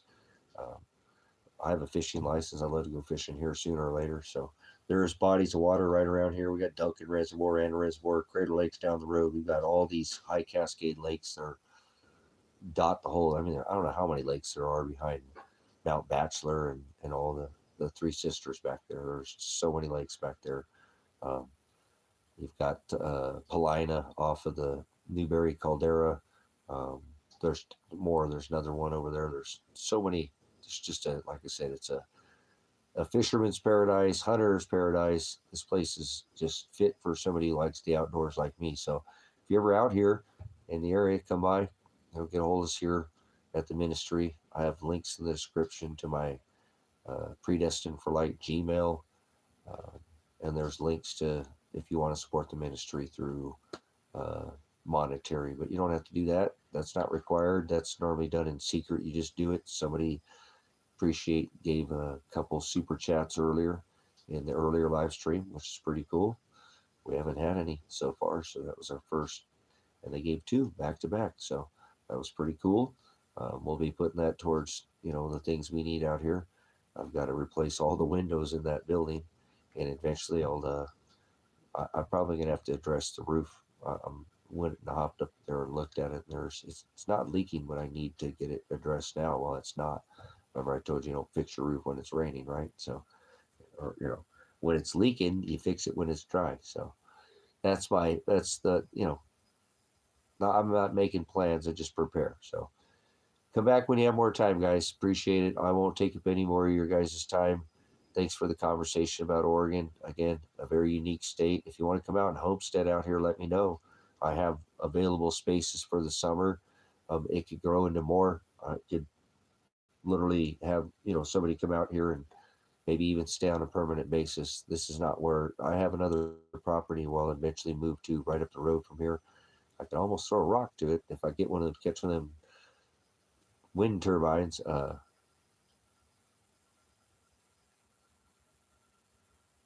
yeah, oh yeah. Bend and Redmond are full of that. Girl, there's all kinds of. Bend has got a lot of stuff in Bend. It's an awesome city, and I don't like cities at all. But for a city, it is. It is. It's just the way it is. It's a pretty good city. The cops are not overly. They're getting a little bit more, but not overly excessive, and you give them a reason to mess with you. But there's a lot to be had there. People make there's a grip load of money in Bend. There's a grip load of work. Um, there's a lot of opportunity. That's what I'd say in both Bend and Redmond and all that area. This whole high desert is opportunity. Out where I'm out, like I said, out here, it's just starting to grow enough to come up onto the growth map that it's positive. So it's pretty neat to see after being out here. Yeah, yeah, that's not going anywhere right now. Like I said, I might win my appeal in July. I think I've got an appeal coming up, maybe, but I probably won't leave right away, even if I win my appeal, because I have so much going here. Father's made it clear I need to get this done, and when I get this done, I can move to hopefully not higher pastures, but I can move on, and I'd like to go down south. It's all about the food. I'm not going to stop on that. When I can go there. I'm going to get all that star fruit, papaya and guava and pineapples where I can't grow here, and bag all that up too. I'm food oriented. I don't get unfocused on that. I can keep my eye on that all the time. Never stops. So, um, yeah, you probably, if you like, come out here and you could check the area out. Maybe you'd be more Bend or maybe Lower Lapine. I don't know what your retirement. We don't need to discuss that. But boy, if you wanted to come out here for very little, that's kind of what a lot of people do. They take like Bend. I was just talking with a realtor the other day who gave me a bunch of stuff. I went there and he gave me a tile, so I needed it. But the growth out here. He said he told me he's got some property out here, but he's seen this explosion. There's this next wave. The average home in Bend, Oregon is $800,000. The average cost, for a house out here, every third home sold for $1 million. So, you got to be pretty wealthy to live in Bend. It's a pretty high cost. But Lapine used to be very, very reasonably priced, not Christmas Valley price, but or silver, but so a lot of people have been taking. He said, and he's seen this, cashing out of everything. And my eyes are so bad today. Um, Cashing out of everything and bringing it out here to this valley, and and like look at what I'm doing. The permits are about $3,000. You could build your own house. Well, it's a little bit more than that. Okay, for the permitting. That's not bad, right? That's doing my own. Now I haven't done my own well, so I'm sure there. Don't think that would be that much more. Probably $500 for a cost to dig a well out here. I bet somewhere around that. I'd look at it. You know what I'm saying? But septic was more expensive than electric. You have to have a placement for your tiny home placement permit, a conditional use permit. You're talking maybe $5,000 in permitting. I think that's what I'm ended up paying in permitting. It's about $5,000 in permitting. Oh, it would be unfathomable. That's what I'm saying. You wouldn't even be able to. So that's what a lot of people do, Carl. Just so you know, what I'm saying, they come out here. Some don't build a tiny home. Someone will just go buy one because they realize, oh my gosh, I have all this extra money to find a place like you come out here. But you can own or build out here. Everything.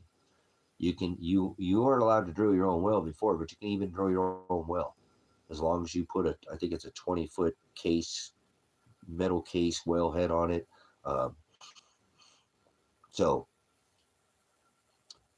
it's not very expensive out here, and somebody can go like that. So a lot of people bring like $200,000 out here, and they cash out of everything. I mean, they paid their car off, or, got out from the house or whatever. They come out with a couple $100,000 out here, and they build it all for like 50, 60, 70 with the driveway. They hire a contractor to dig the excavation, which is a lot more money when you do the excavation. Excavation can cost you a lot of money. That's why I have to do it all myself. I'm just going to have to figure it out. I don't want to do this. Is not what I was told. It's this all covered.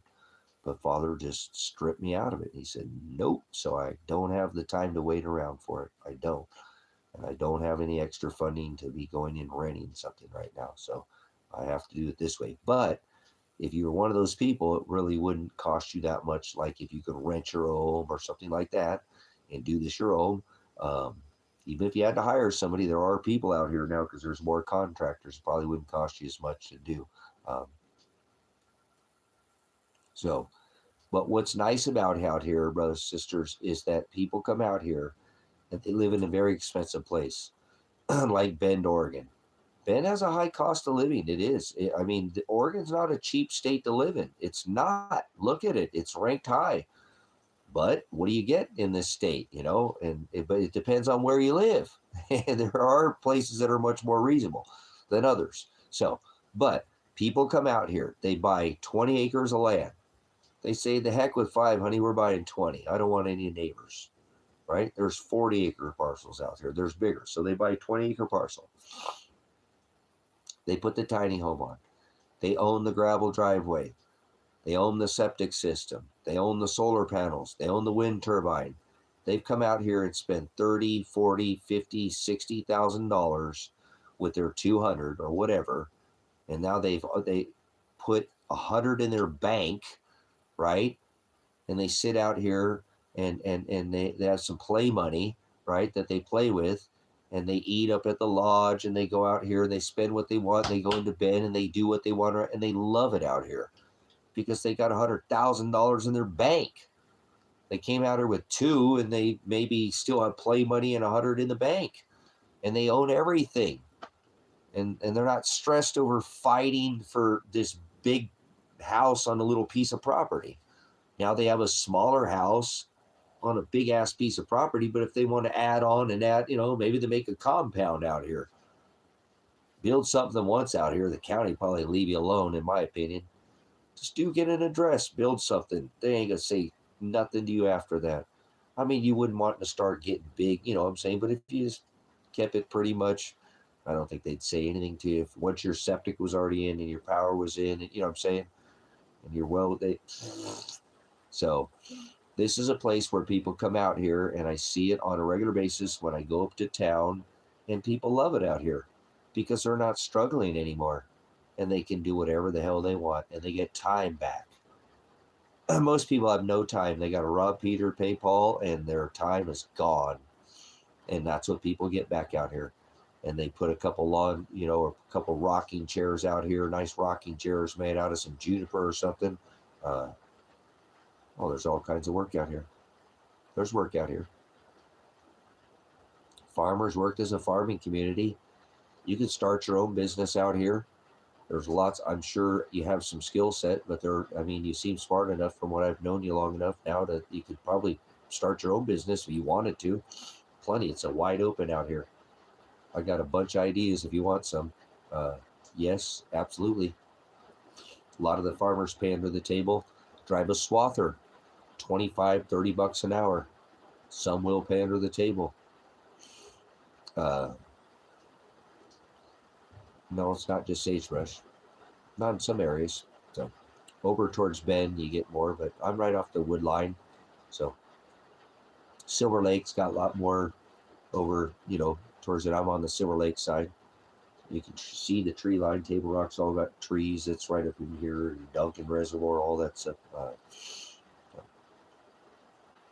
But you go out closer to the dunes out there, that's pretty much just nothing but sage out here. Like I said, I don't have any trees on my property, but I can go right here to Table Rock down at the end of the driveway down here. There's trees all along here, and it just, like I said, it's all goes right straight into the tree line right there. Back towards Fort Rock, that goes all right back up into the tree line. So ponderosa, lodgepole, fir, spruce, all different kinds of beautiful. There's some really big trees up at in between on that pass up there. Cabin Lake Campground. There's no lake up there. People go out there. There's no lake.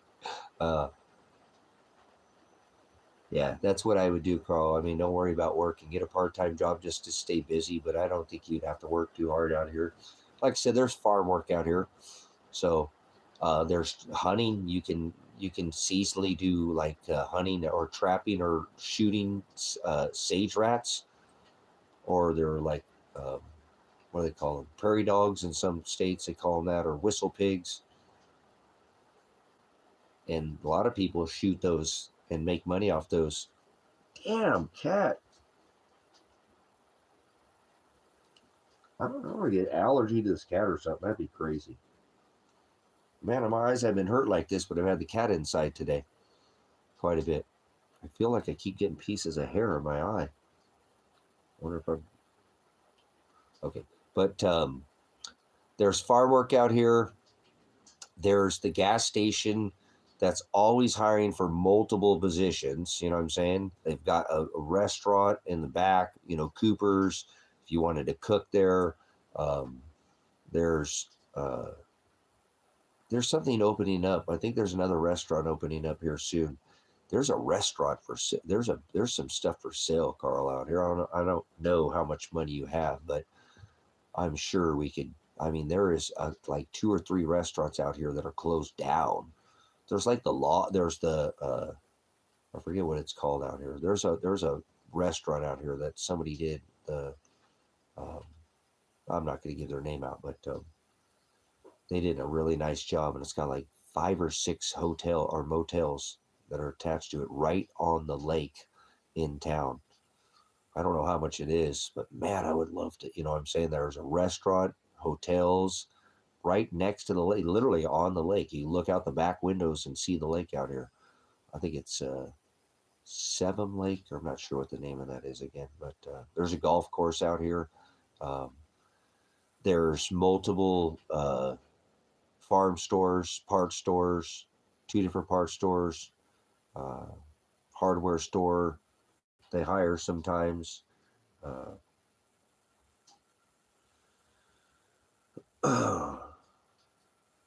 There's other businesses out here too. Like I said, we got feed store.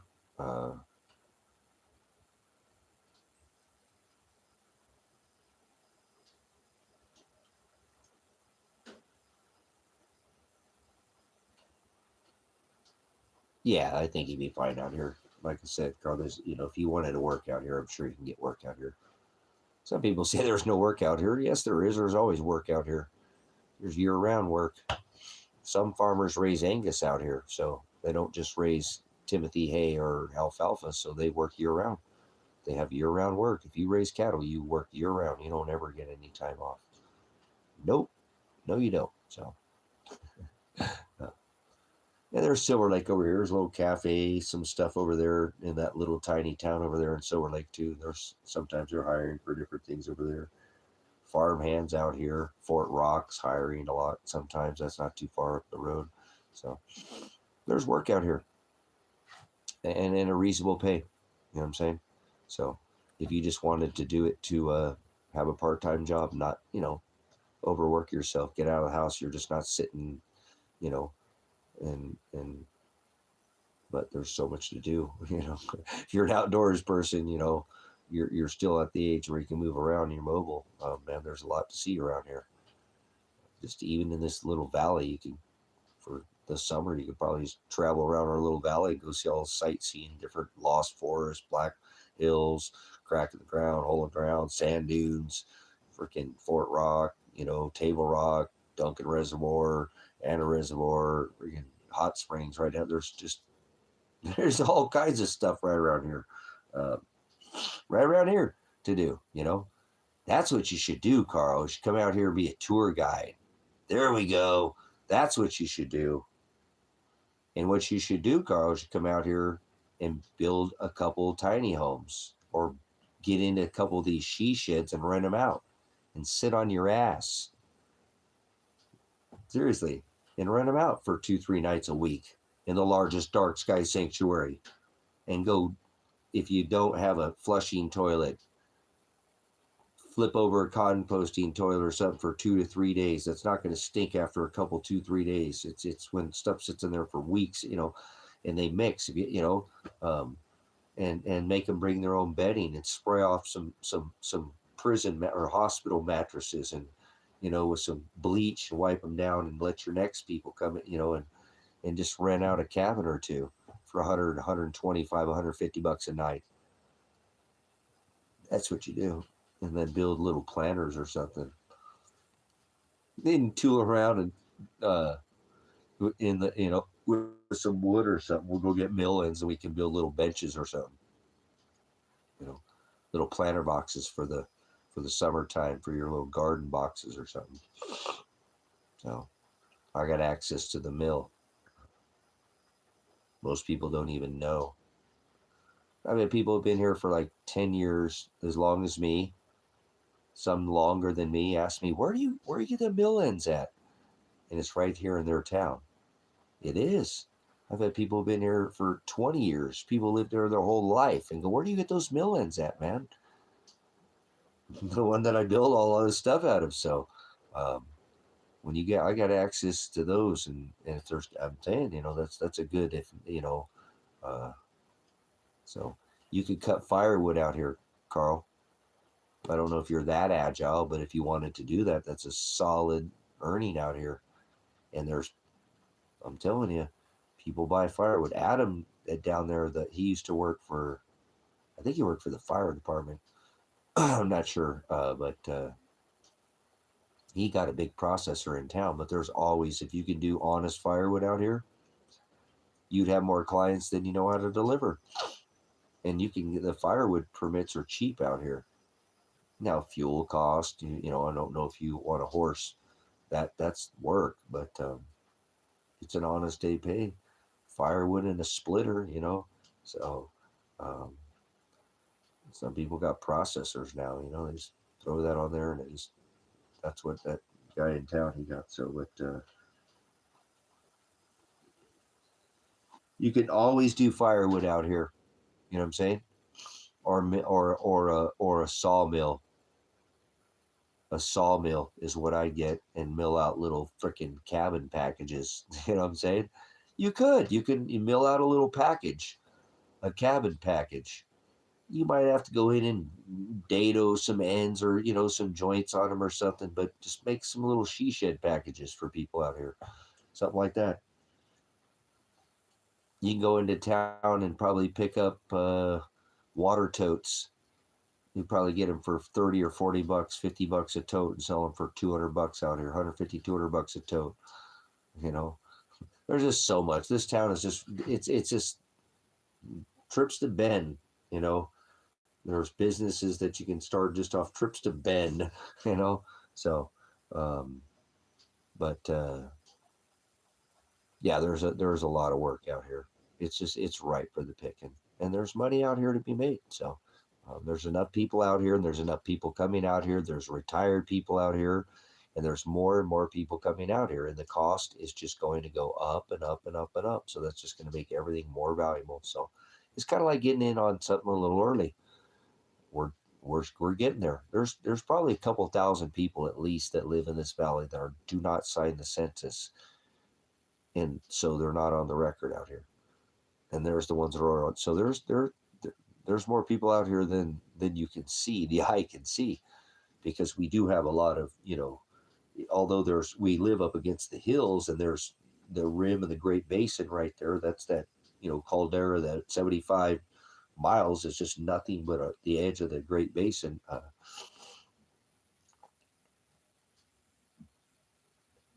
You look on the map, you don't really see anything. What do you mean? So, but you'll give me $200 if I end the stream right now? No, thank you. I don't want your dirty money. Go offer it to somebody else. So, kick rocks.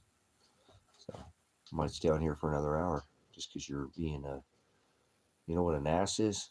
Somebody you can't learn. You want to learn? You learn me something? I don't want your money. Can you teach me something? No.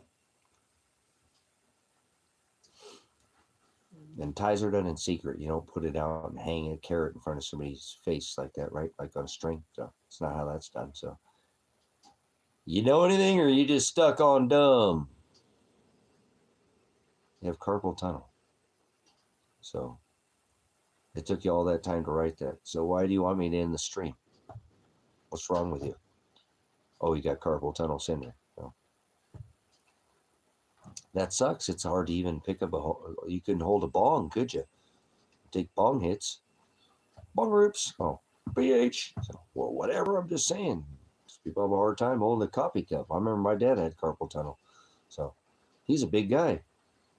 And I've seen him drop a coffee mug, man. He's seen his whole ego just wah, wah, wah. He's a big guy. So sucks, man. That's a hard thing to have. But they do surgery on it now. You get it fixed. You can get it fixed. Go get it taken care of if you got some insurance. If you can get it taken care of, it is actually one of those things that people come out with some pretty high, good results and get the dexterity back. And it can't be fun when it's painful too. They don't have it, but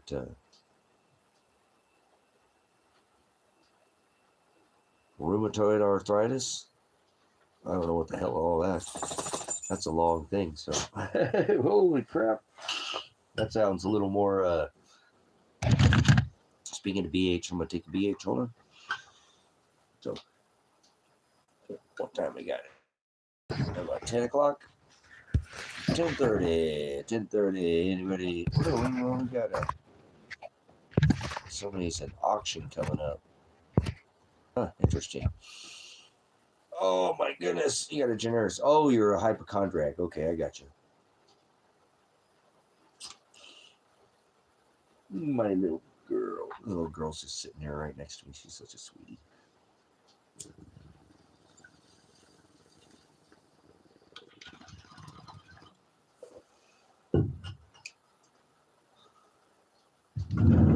No, I don't know if I'm gonna have a good day because I have a lot of digging to do, and I don't want to be digging, but I don't have a choice. But it's raining, guys. It's raining. I think we're supposed to get rain tomorrow too, so I'm not sure if I'll be able to. Might have to work inside that building, do something inside. Oh, think I'll be digging out there in the mud? No, thank you. Okay, bye.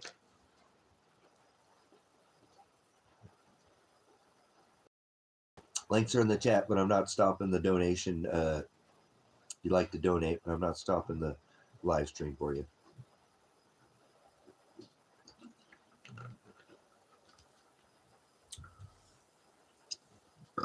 Oh my goodness. That is some good stuff, guys. It is. I like that flavor. I like Langers. They got good stuff. It's not the best. Should be better to have it fresh squeezed when I get down to Ecuador or go down to Mexico.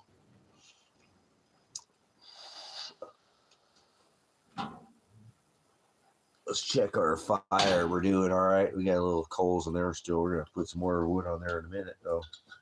Or 3. Or 5.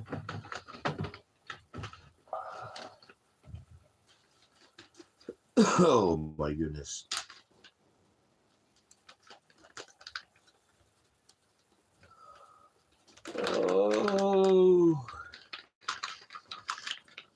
So if I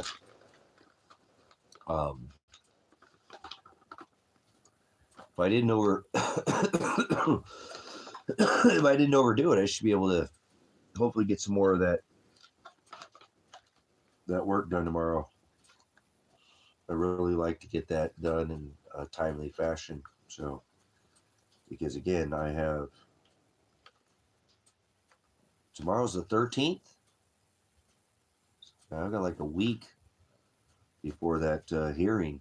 So, with the planning commission, and I think next, after that, I'll be able to get the very first thing. I'll be able to get the electric installed within probably a couple weeks. I think I can get the company to come out here if I don't wait too long before everybody else is trying to get all their power put in out here too. You know what I'm saying? So I don't know about the septic because that's going to take me a long time. It's taking me a long time to dig.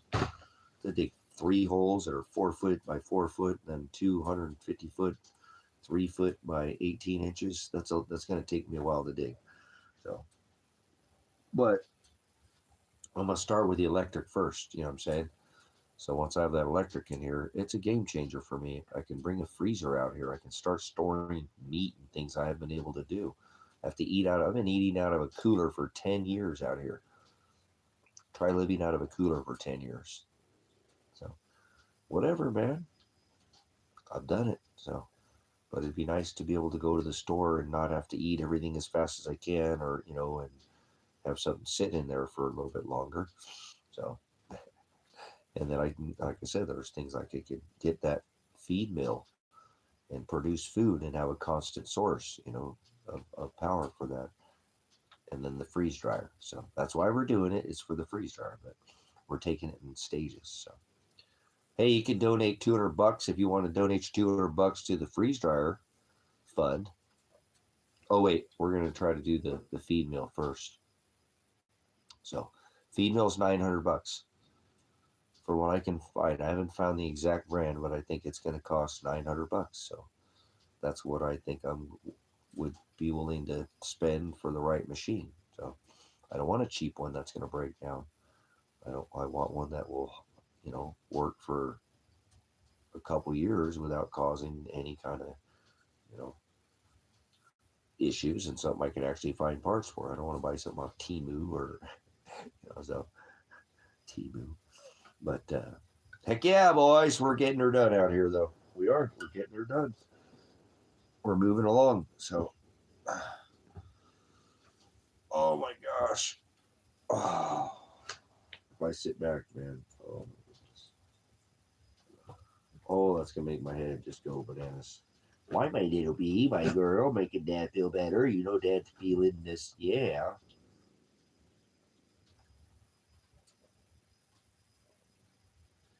Yeah, I have a plastic septic tank. That's the one I bought. It was called the Infiltrator. Infiltrator. It's a dual, tank. It's got the dual. $2,500. $2,500. $2,500 bill. Oh well, it's here. They haven't got one back yet. So, crazy girl, crazy girl, crazy girl, crazy girl, crazy girl, crazy girl. She's my crazy girl. She's my crazy, crazy, crazy, crazy, crazy, crazy, crazy girl. Oh, I love this kid, girl. But yeah, this feed mill, guys. I think this is called a pellet mill. If you look them up and do any research for me, see what you can find. Maybe you'll find a different brand, a different company, a different, but I'm trying to find the best one I can find for the money. They have them a lot more expensive than that. But they have them cheaper too. They have hand cranked. I don't want a hand crank. I want a drone or something I can plug in. And it produce a regular feed pellet. And I can actually, I told you later, if I wanted to produce rabbit feed, I could use it for rabbit feed. I could go buy one of those 2.5 ton bales and probably make 1,000 bags of rabbit feed out of it, or more. What are you doing, girl? What are you doing, girl? Hanging out with the dad? Hanging out with the dad? Hanging out with the dad?